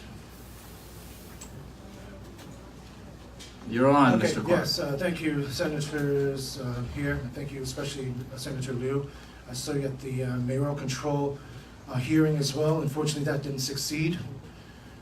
I'm here to speak also for those who can't be here. Speak for myself. I have two lovely children at PS 111, a Title I diverse school. They're in the GNT program. They're thriving in a very diverse environment. I'm also here to speak for those who can't speak, because some of them can't speak English. They are disabled. They can't get here. They have to work 2 jobs. So I hope my kids will be understanding for keeping them here. I went to Brooklyn Tech as well in the 80s when it was diverse, not just because there's Asians, because Asians are diverse as well, but also because I had a lot of Black and Hispanic classmates, and I loved that experience. I went from a mostly white Catholic middle school, and you know how that can be, and I found the diversity in Brooklyn Tech, and that's the best experience I've ever had. And that has been lost, unfortunately, the last 20 years. And a lot of people who really don't, I would say, who don't like to look through things, they have a reflexive reaction that says, well, obviously the SHSAT is the problem, it's the racist test. But that's not true, right? Because that's the wrong. And they want to put in solutions that seemingly solve the problem, but it only lowers standards with variable standards at all the middle schools, the 7% plan, and opens up to subjectivity. We do have a lot of data on how the state test scores and the grades that kids get in middle schools do not match. That is a very high indicator of grade inflation, right? Just because you get an A in one class in one school doesn't mean the same thing, right? And then what happens now, the solutions also are racist, and that's also covering the politicians' failures, and not just the mayor. I have to call out all the politicians who've been around for the past 20 years representing us, causing this problem to be today. They are also responsible. We need to hold them responsible. Okay, now my classmates went to Brooklyn Tech, were Black and Hispanic. They benefited from GNT and honors program in their neighborhood schools. I went to talk to Horace. I shook his hand. I said, "Yeah, I'm one of your classmates from back then." And I mourn that, and I mourn that fact. But it's because they were shut down. These programs were in every neighborhood. They were picked by the teachers locally. They didn't have to get a centralized test that Mayor Bloomberg put together, and that made it difficult. Parents have to be engaged, have to go fill out a form, they have to dig out all this information, then they start prepping their kids. If every kid has it, then they would have that. Okay, so my time is out. I try to shorten it as well. We need to have more G&T in all the schools. Okay, and then we need to fix the K-8. The data is in front of us.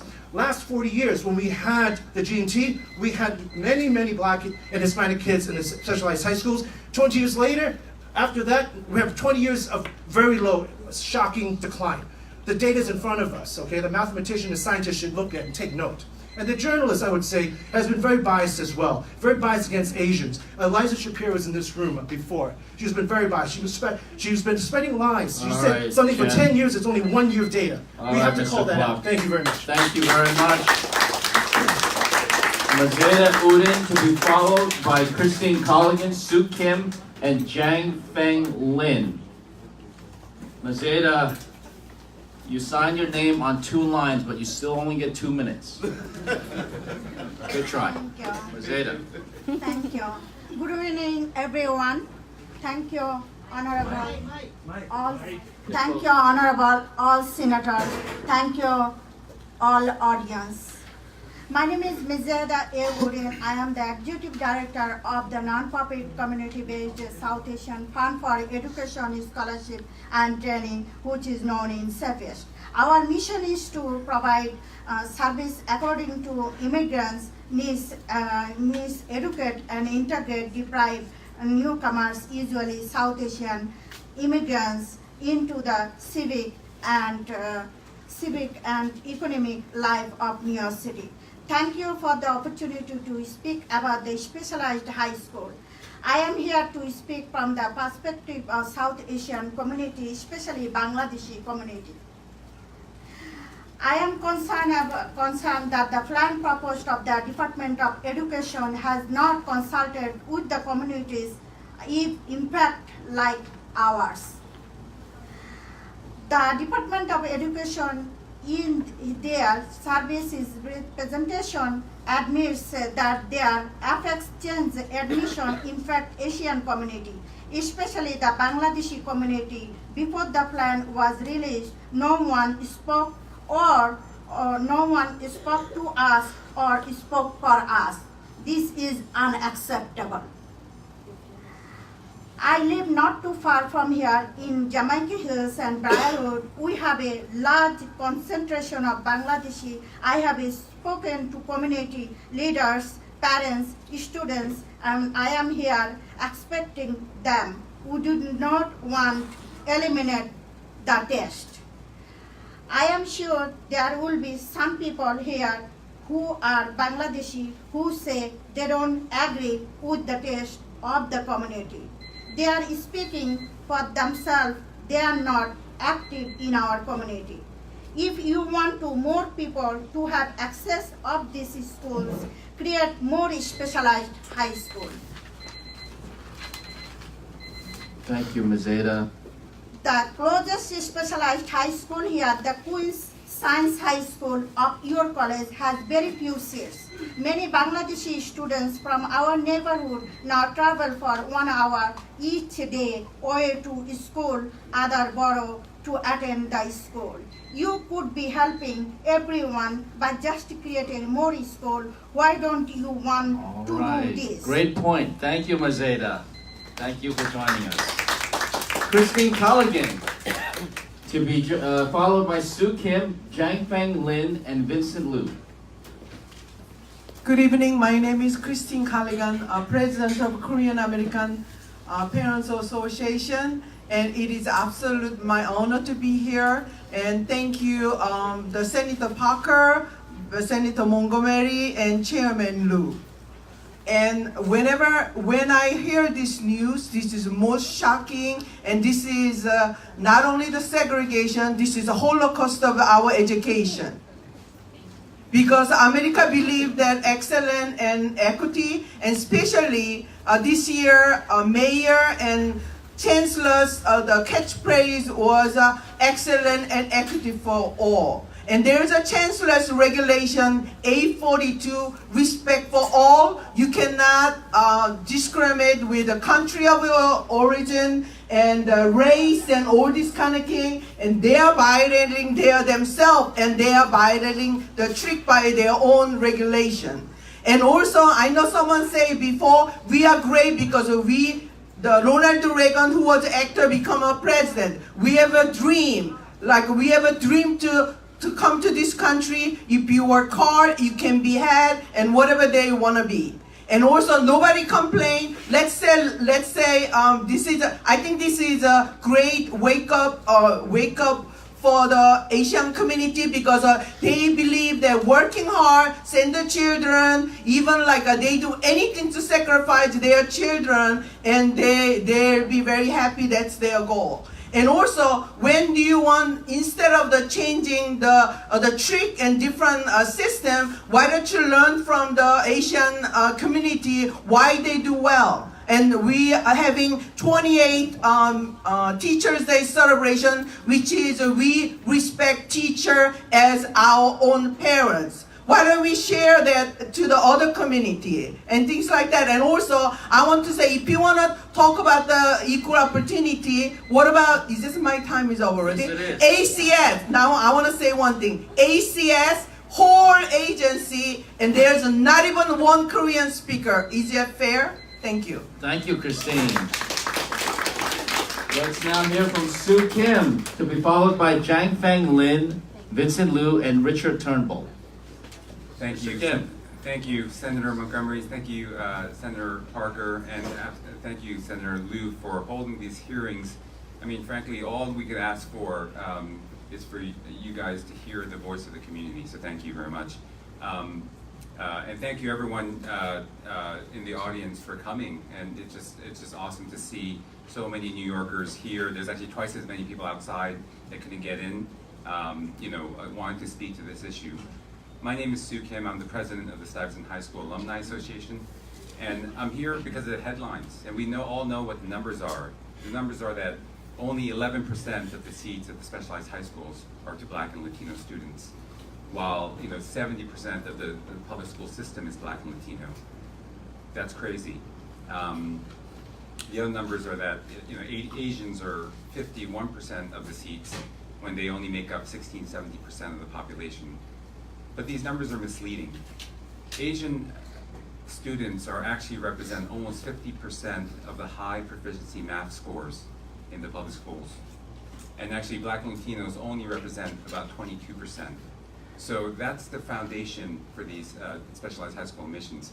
The other issue, which we don't really talk about very often, is 70% of Asians apply to the specialized high schools, while only 20% of Latinos, only 25% of Black students apply to these schools. When you combine those two numbers, you get to these 50 versus 10. And really, what's really going on here is that we're really missing the true headlines. The headline that should be outraging all New Yorkers is that right now, almost 80% of Black and Latino kids are not at grade level proficiency by 7th and 8th grades in math. I mean, we're talking about specialized high schools, but we should all be responding to the national emergency that these communities are being left behind and being let down by us, and we need to stand up for that. Thank you very much. Thank you, Mr. Kim. Jang Feng Lin, to be followed by Vincent Liu, Richard Turnbull, and Joanne Che. Good evening, everyone. My name is Jang Feng Lin. I have 4 kids, and I can prove to you the test is no discrimination, because 3 of them in the special high, 1 of them is not in. They are all Asian. I try to find a different color. I'm sorry, the test has no color. And I blame, 1 of them not in, I blame the system, I blame myself. Why? She has special needs, and she doesn't want to take the test. She's scared of the test. Now, I heard that you want to take with a test with a specialist high school, and I can prove to you how not so smart our mayor and our Mr. Carranzo is. I come from a country where have a cultural revolution. They took away all the tests, all the special high. And guess what? China was behind US by a year back in the late 50s. By the time they take away the special tests, special all the tests, all the school, we were behind the US 20 years. And you know how long it taken to catch up? Even up to today, still trying to catch up. Now, the mayor and the council want to take away both of them.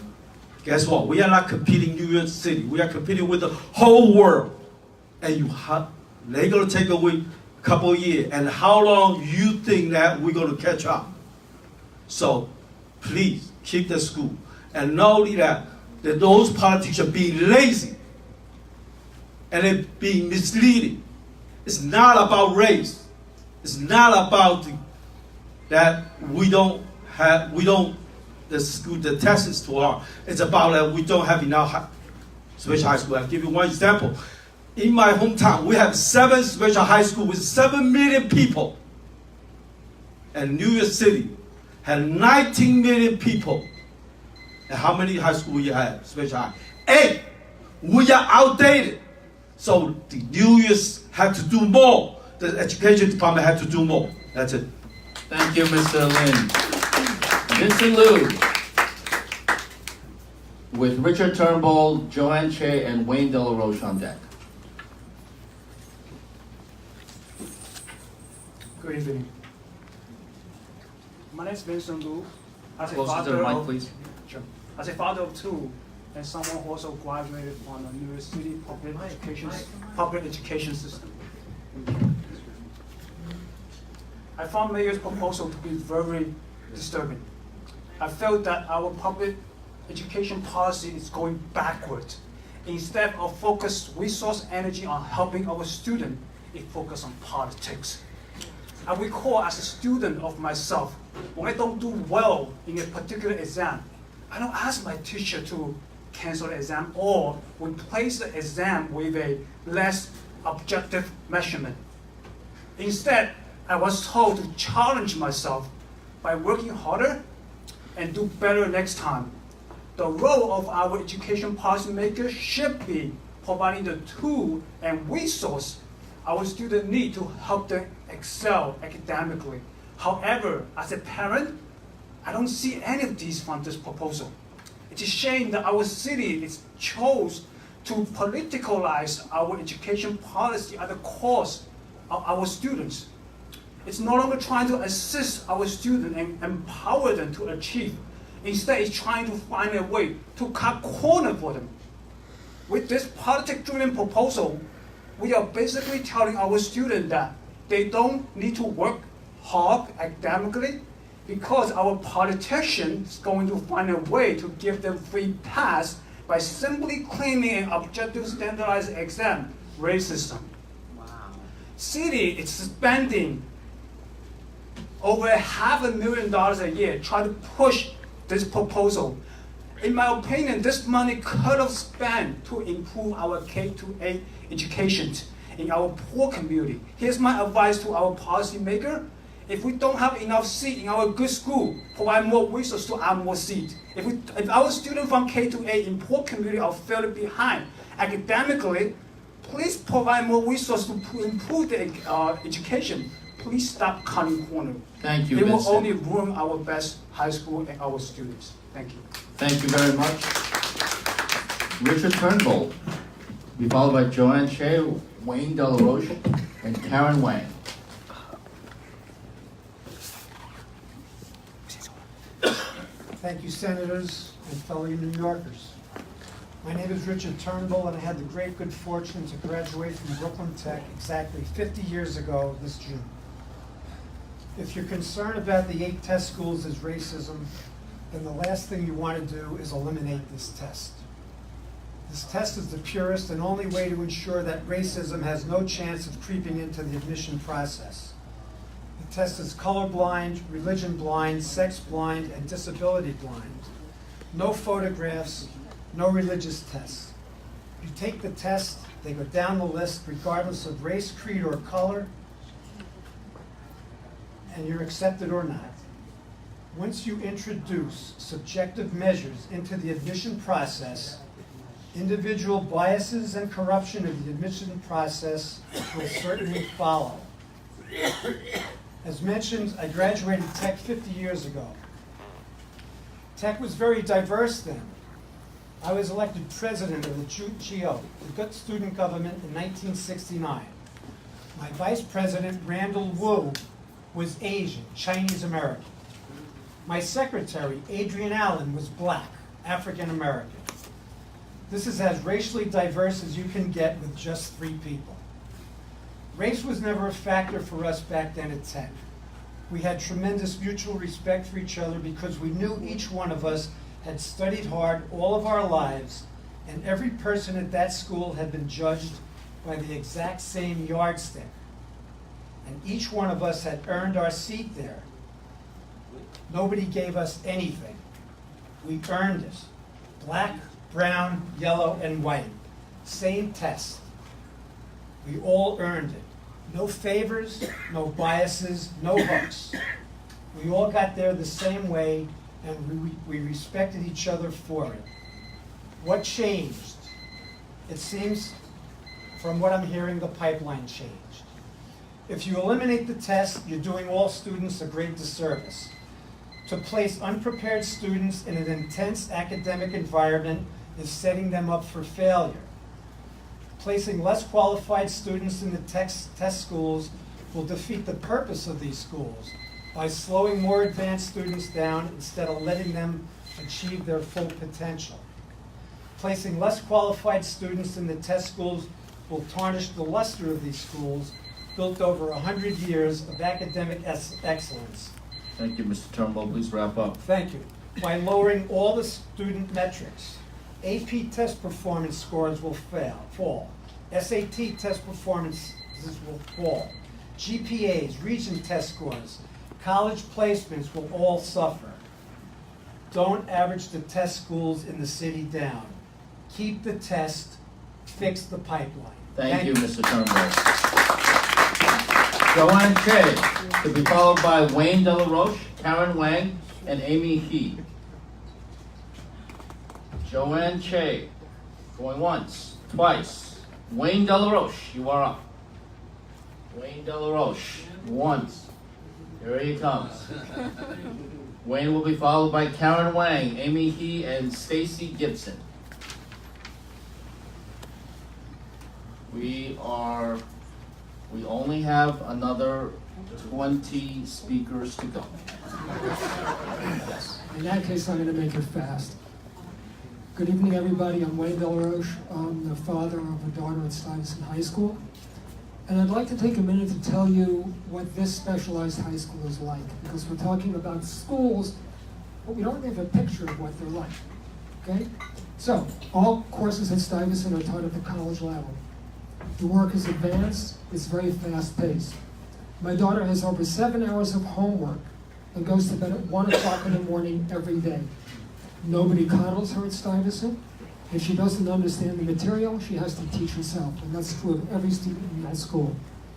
The students at Stuyvesant are able to deal with difficult and high-pressured studies because they've been trained to do so for years.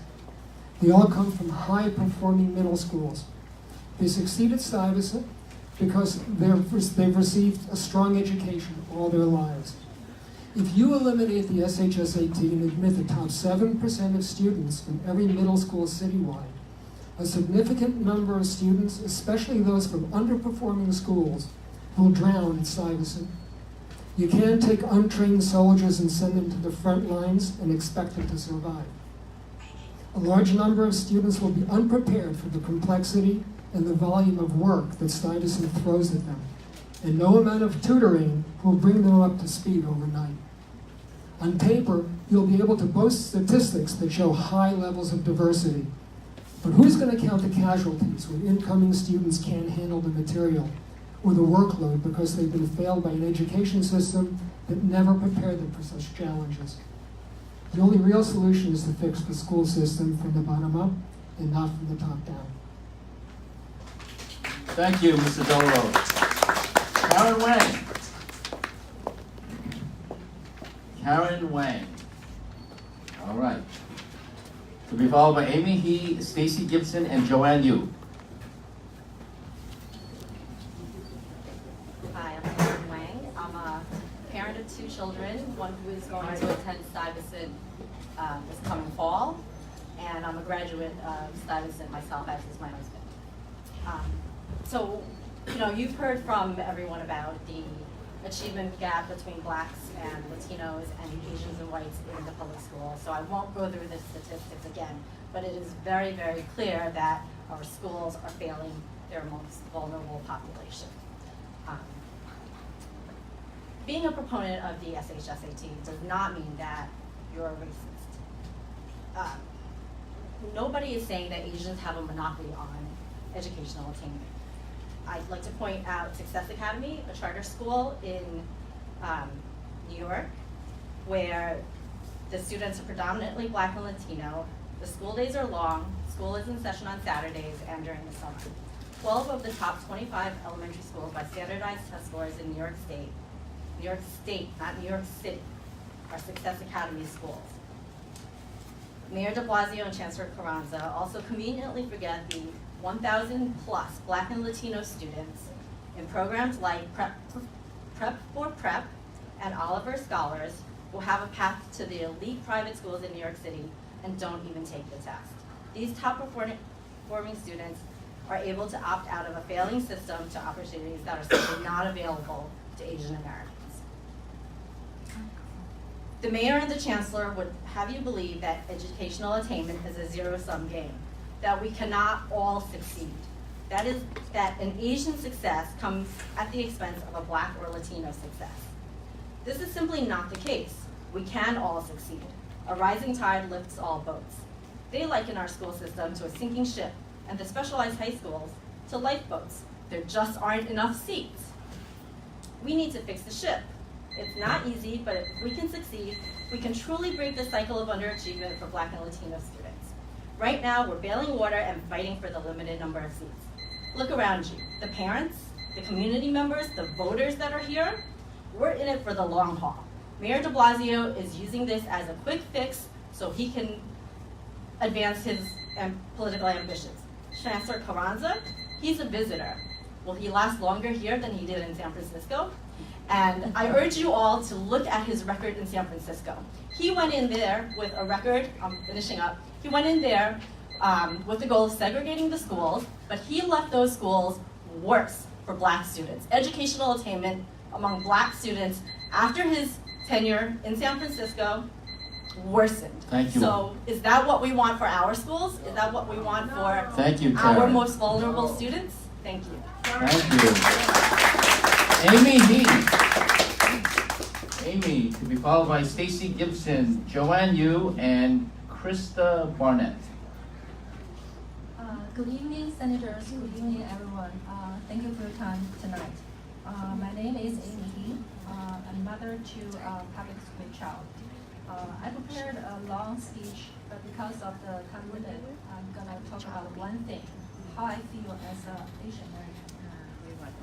According to the statistics, the poverty rate among Asian and African Americans is very close. The number is roughly 19% versus 22%.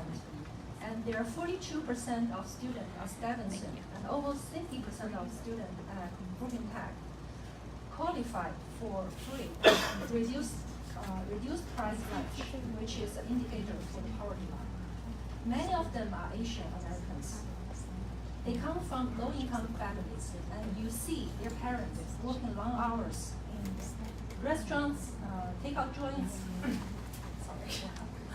laundromats, supermarkets, dollar stores, and these children have no resources.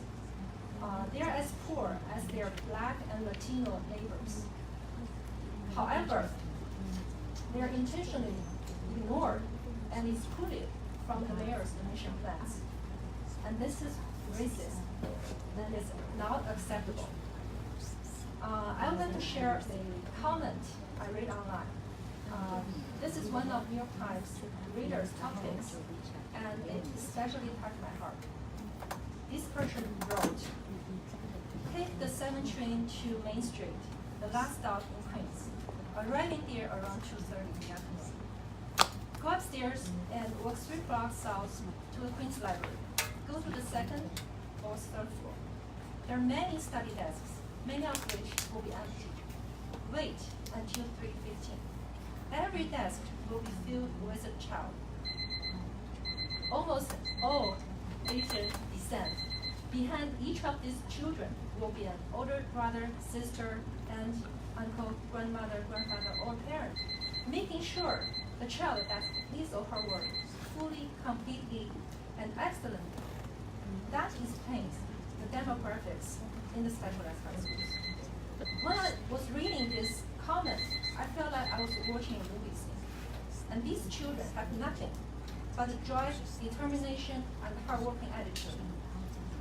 Asian American children have a dream too. Thank you. Thank you very much, Amy. Stacy Gibson, to be followed by Joanne Yu, Krista Barnett, and Dong Zhang. Stacy Gibson. All right, looks like Joanne Yu is up. To be followed by Krista Barnett, Dong Zhang, and Juan Salinas. Thank you, Joanne. Thank you, Senator Liu, Senator Parker, great to see you. My name is Joanne Yu, and I'm the Executive Director of the Asian American Federation. I am here because since the announcement of the mayor's plan, the Federation has been organizing meetings with DOE leadership, with community and nonprofit leaders to ensure that there's a robust discussion about education equity and excellence for all New York City children, and to ensure that any misconceptions of Pan-Asian children and our community is dispelled. Like most New Yorkers, I too was shocked. I was actually heartbroken by the news that only 7 Black children tested into Stuyvesant. And my question for DOE is, how did 7 Black children test in? My God, that is a horrific number. I will say that one of my biggest resentment of all of this is the fact that communities of color are being pitted against each other. The Asian American Federation is a track record for crossing racial lines to do work that is possible to lift all communities. And yet here we are having to fight for seats to say, why aren't we fighting to ensure that all schools are excellent? We should be fighting over ways to improve all the high schools, middle schools, elementary schools. DOE needs to have a plan to improve the entire New York City school system instead of worrying about a handful of seats in a handful of high schools. My assistant told me that she was engaged in a conversation with her Bengali Uber driver, who said he's the sole breadwinner of his family of 3 kids, and they live in a 1-bedroom apartment. The whole family, he said he spends every penny he earned on SHSAT prep because he thought that's the only way he could get his kids a good education. In New York City, as you know, 70% of Asians are immigrants. 95% of Asian children have at least one immigrant parent, and 25% of our children live in poverty. Yet there is so much vilification of Asian American parents and their attempts to help their children. I do not agree with that narrative that shames Asian parents who are fighting to access the schools that they feel will help their children succeed. This narrative is born out of lack of information about the communities that are taking the test. I have listed 7 recommendations. The one thing I do want to ask is there an opportunity for us to convene a blue ribbon panel of parents, education experts, leaders, and community stakeholders to come up with the same plan that is a win-win for all of our children? Our children's future demands our attention, and we must give all of our kids an equal access to the best education possible. Thank you. Thank you, Joanne. All right, Krista Barnett, Dong Zhang, and Juan Salinas, and Stanley Wade. Krista Barnett. Krista. All right, Dong Zhang, you're up. To be followed by Juan Salinas, Stanley Wade, and Yuran Deng. Hi, Senator Liu. Thank you for holding this hearing, and thank you for everything, criticizing the mayor is racist. The test is fair, and it has been working for the past 50 years. While the mayor said the reason to eliminate the test is that no other schools using single test. Then I asked him, how about using 2 tests or 3 tests? Would he be able to accept that? As long as it's objective, we are okay. Is he okay for 2 tests? Back to 1960s, 90% of Stuyvesant school students were Jewish, and in the 80s, 65% Brooklyn Tech students were black. So the test didn't change. The kids were as smart as before. So who failed them? The DOE, the system, the mayor failed them. So I don't want to list the data anymore. The Asian family don't have economic privilege. So 67% of the Asian students in Stuyvesant are from low-income families who qualified free lunch. The only reason that the Asian kids succeed is because of the family care about the education. They put all their resources, their money, time, and attention to the children's education. That's something should be encouraged but not punished. Also, there is nothing wrong for the parents and the students to take time to prepare for the exam. Preparation for the test is a learning process, and the test is part of study. I feel shame that as the boss of the nation's largest public school system, Ms. Kranza says he doesn't want the children to study for the test. What a shame of you. And so what we want, we are disappointed by the mayor is given another 3-year or mayor control extension, but we understand that's politics. So we hope, if possible, please put more tax on him. Please let the CEC have more power.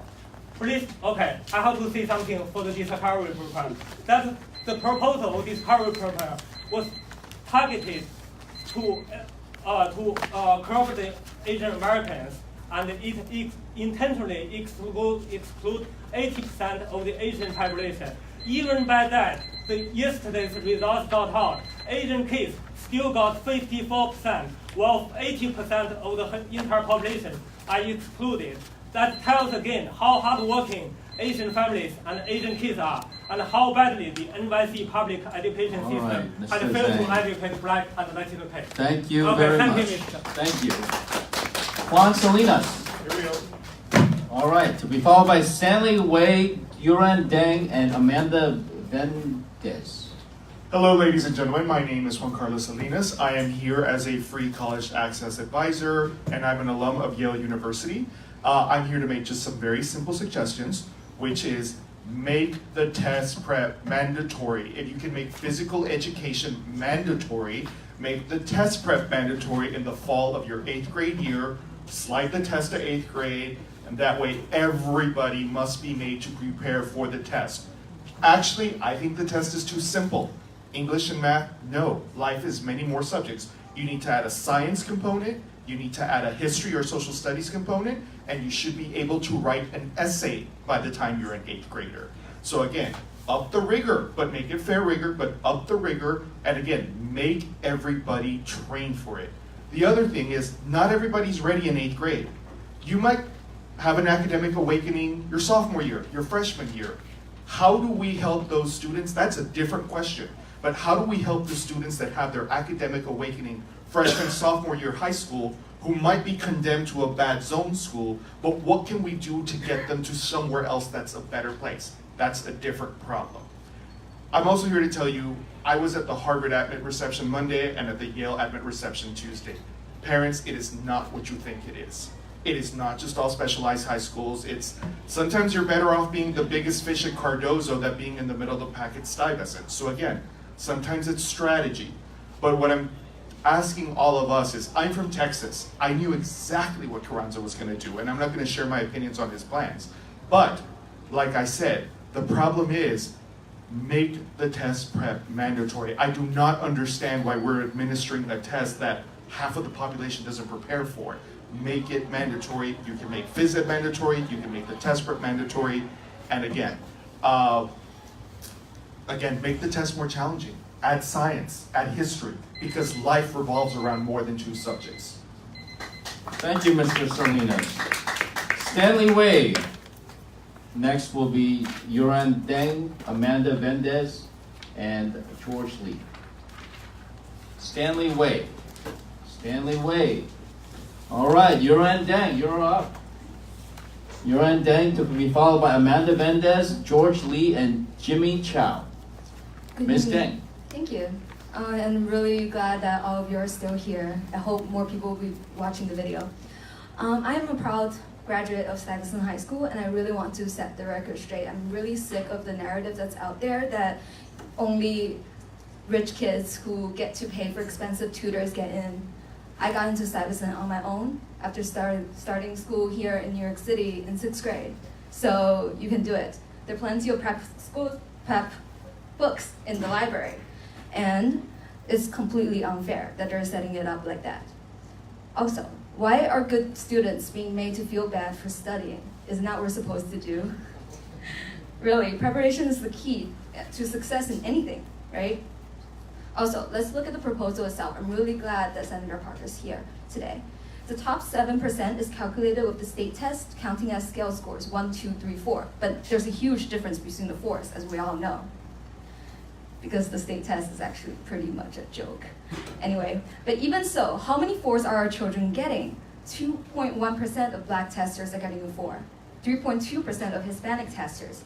These are tests that are testing material that they're supposed to be prepped for in class, right?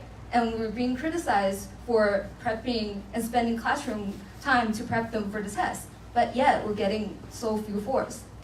In comparison, 28.8% of Asians are getting 4s. So is SHSAT and the accelerated test material the problem? Really not. Then we have the subject class grades. If advocates think that one high-stakes test is psychologically petrifying, why expand the pain to every day of school? If you make it 7%, then you're really making one question on one regular subject test in 7th grade, maybe the difference between whether or not you're going to be part of that 7% in some of the most competitive schools. Spare our kids the psychological trauma, really.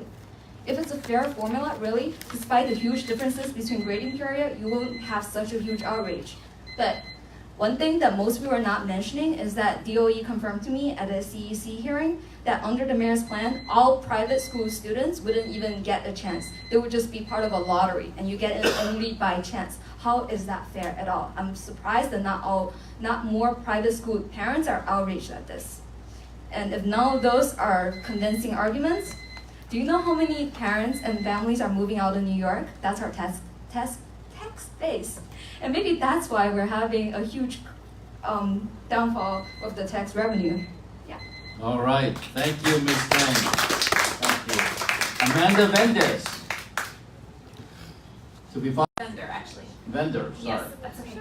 I would like to speak and ask you specialized high school exam.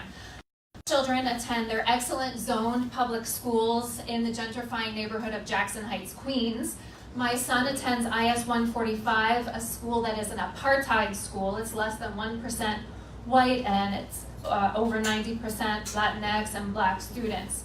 And I'm so grateful that my son is at this school where he can learn from students different from him and benefit from the excellent teachers and extracurricular activities. But no matter how much I tell my neighbors and friends about our great public schools, which yes is rigorous, yes is challenging, has an honors program, still yet nearly every single middle and high income family refuses to send their child to our zoned public school. So I'm sad and embarrassed about this, that this is now 65 years after Brown v. Board and we still have such terrible segregation. Left to their own devices, middle and high income parents will always choose selective schools. Yet it's our zoned schools that serve anyone, the newcomers that come every day into our zoned schools, our transient students. They are not going to the selective schools. And this is used against us. Please don't tell us that our K-8 schools are poor, the K-8 schools serving Black and Latinx students. They are not. We have excellent schools. That is not the problem. The problem is racism that breeds segregation, that breeds more racism if not regulated. I'm asking you to get rid of the specialized high school exam. It's great to have community input, but in the end of the day, we cannot stand for continued segregation. The New York State is the most segregated state in the nation. This is an embarrassment that today in 2019 we have so much, and when we have Trump still, that you must stand to get rid of the specialized high school exam and integrate our schools. Thank you, Ms. Vender. George Lee. To be followed by Jimmy Chow, Sarah Abubakar, and Krista Barnett again. And if Krista is not here, then Dolce Marquez. Dulce. Okay. Good evening, Senators, everyone else assembled. Mr. Lee was actually kind enough to yield his time to me because he thought I had a perspective that was worth sharing. By way of introduction, my name is Damien Bavell. I grew up in South Jamaica, Queens. So you're not George Lee? I am not. Okay. I What's was your name again? Damien Bavell. Bavell. How do you spell Bavell? B as in boy, E as in Eric, V as in Victor, E as in Eric, L as in Larry, L as in Larry, E as in Eric. All right, thank you.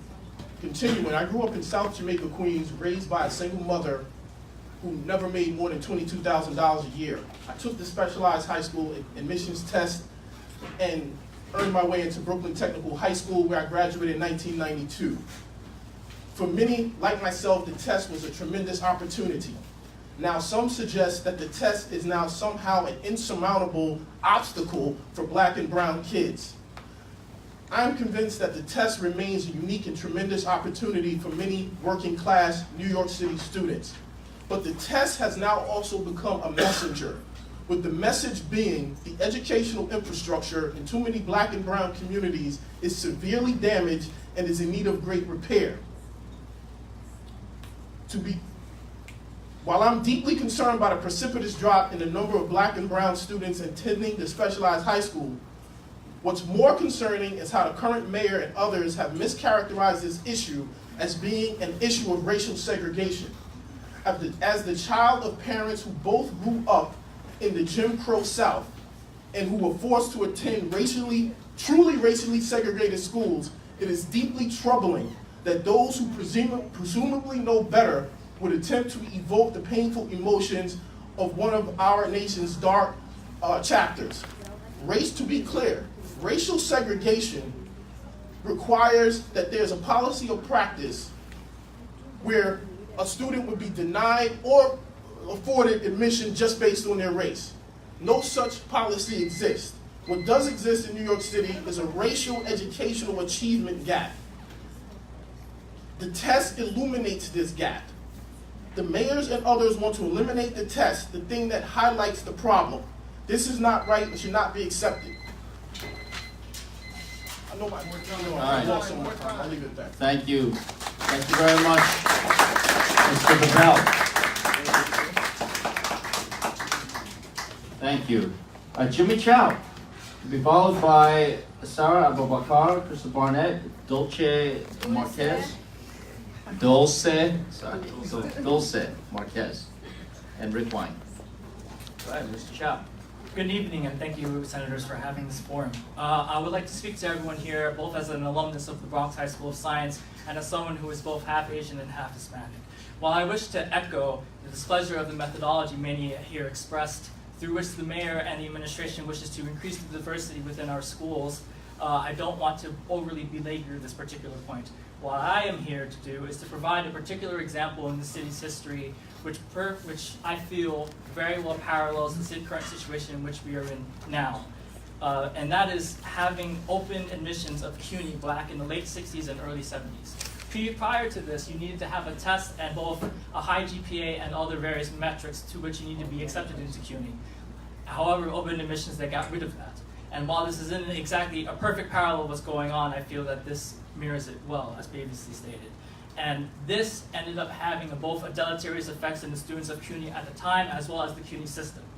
Deleterious for both the students because 1/3 to 1/2 of those students who enrolled in the 60s and 70s didn't graduate and dropped out, and both had a deleterious effect on the institutions because those institutions needed to increase the number of remedial classes, consuming both resources and having an also negative effect on those students prior who wanted to have more advanced studies.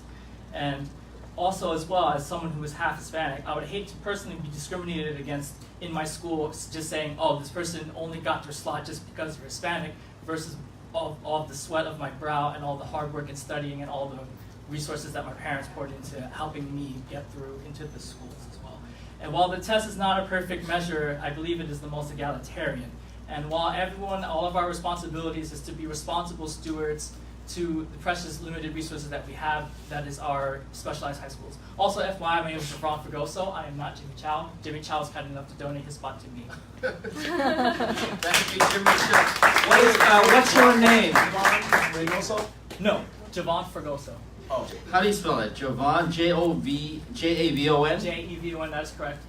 J-E-V-O-N, Vergoso? F as in Frank, R as in Romeo, A as in Alpha, G as in Golf, O as in Omega, S as in Sam, O as in Omega. Okay.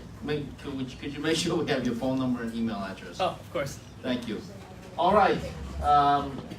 Next we have Sarah Abubakar, Krista Barnett, Dulce Marquez, and Rick Wang. I'm actually going to start with a quote, and it says, "In a racist system, it is not enough to be non-racist," and this is Angela Davis. But are you Sarah Abubakar? Yes, I am. Okay. Not Angela Davis. Thank you. For asking. Thank you.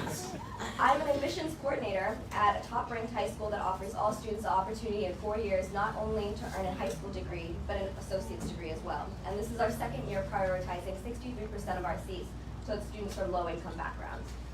Many people have admitted today that they understand that there is a systematic problem. For example, besides moving towards reflecting the actual demographics, our admissions priority at our school begins to address a large systematic inequality. Only 9% of low-income students will receive a college degree by 24. This is a grave and dismaying statistic, and so is the admissions results at specialized high schools. Being blind to the statistics, being blind or refusing to name who is actually being affected and underserved on the daily, Black and Latinx students, students with disabilities, primarily poor students, is not enough. A lot of people have diverted the conversation to the need for more GMT programs and better K-8 programs. I hear this as wait. We cannot wait anymore. Equality and access to the SHSAT exam does not do anything to address the lack of systematic inequalities. Systematic inequalities we all know exist. I've also heard people in this room claim that they're not racist, and I'd like you all to take that a step further and practice anti-racism. Okay. Ms. Abubakar, thank you. Krista Barnett, round two. No. Dulce Marquez. Let me hold that phone for you. I got her. All right.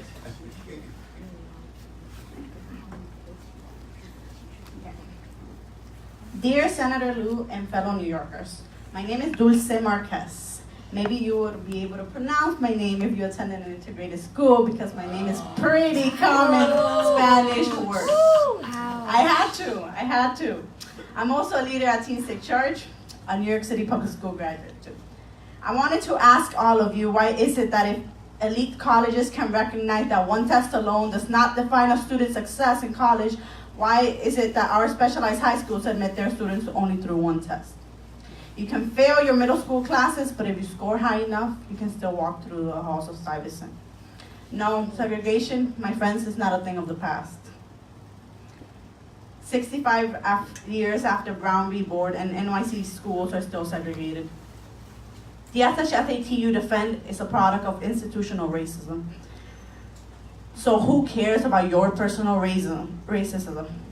All screens and gifted and talented programs are products of institutional racism as well, just like the literacy test in the Jim Crow South. When I applied to Stuyvesant, when I took that test, I believe that was the only way to success. It is disappointing that that's the message you want your kids to take with them every night.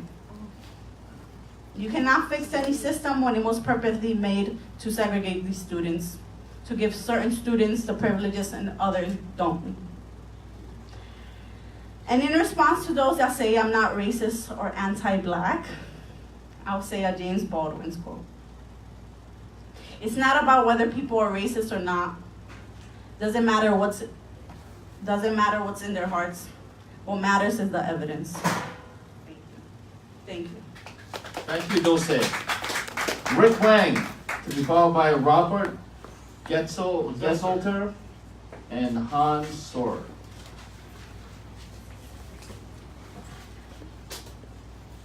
Rick Wang. All right, if not, we'll go straight to Robert Getzelter. Thank you, Senator. Senators, thank you for having me here today. Thank you for the opportunity to speak. I am a product of the New York City school system. Straight through. Elementary school, junior high school, 77 out of science, went to NYU, paid my own way, and recently finished my PhD in computer science at the CUNY Graduate Center. The specialized high schools are an example of something that works in our system. You take a straight merit admission. Yes, it's only one exam, but the world is full of one exams. And if you make it 4 exams or 5 exams, it's still going to be the same problem. Somebody's going to miss by a point. That's the reality. The admissions process is completely race, religion, ethnicity, gender blind. The principals in the past at science have recounted how people have called them asking for a back door in. The answer was pass the exam. Click. It saves a lot of trouble, as Harvard is now discovering. There is a problem. It's the middle schools and the primary schools. As has been observed by other speakers, the achievement rates in certain districts and certain schools are at best described as abysmal. Fix that problem, and you will be back to where you were in the past. When I attended science in the 70s, late 70s to be precise, Brooklyn Tech was majority black. Science had many more black and Latino students. I could just go through my yearbook and find them. And there were some Chinese and some Asians, and it was, yes, heavily Jewish. But we all knew one thing. To get there, you passed the test. Nobody questioned anybody's credential. That is the biggest thing, the biggest un-racism thing, when you all know you did the same test and scored the same. Thank you, Robert. Thank you. Hans Sohr, followed by John Chen, Amy He, and Alexandra McGlashan. Thank you, Senator Liu, for this organizing this community forum.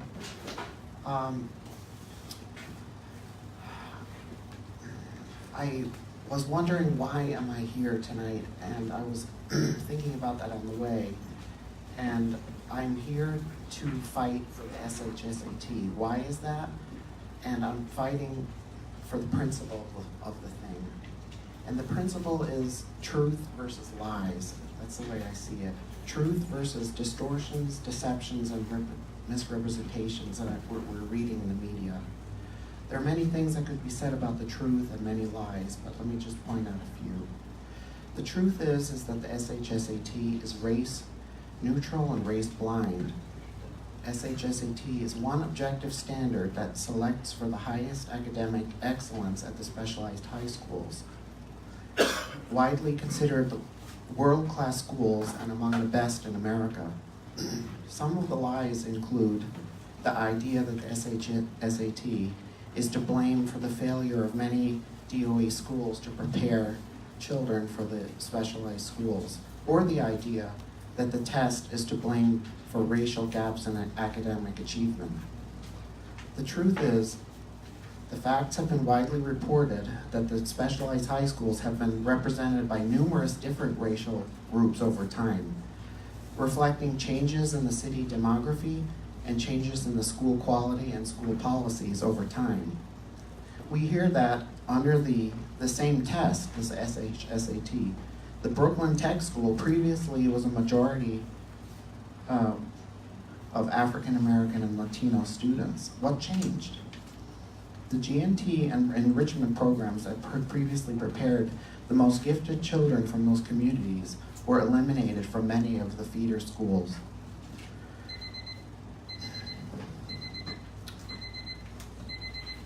I've run out of time. We can take your written testimony, Hans.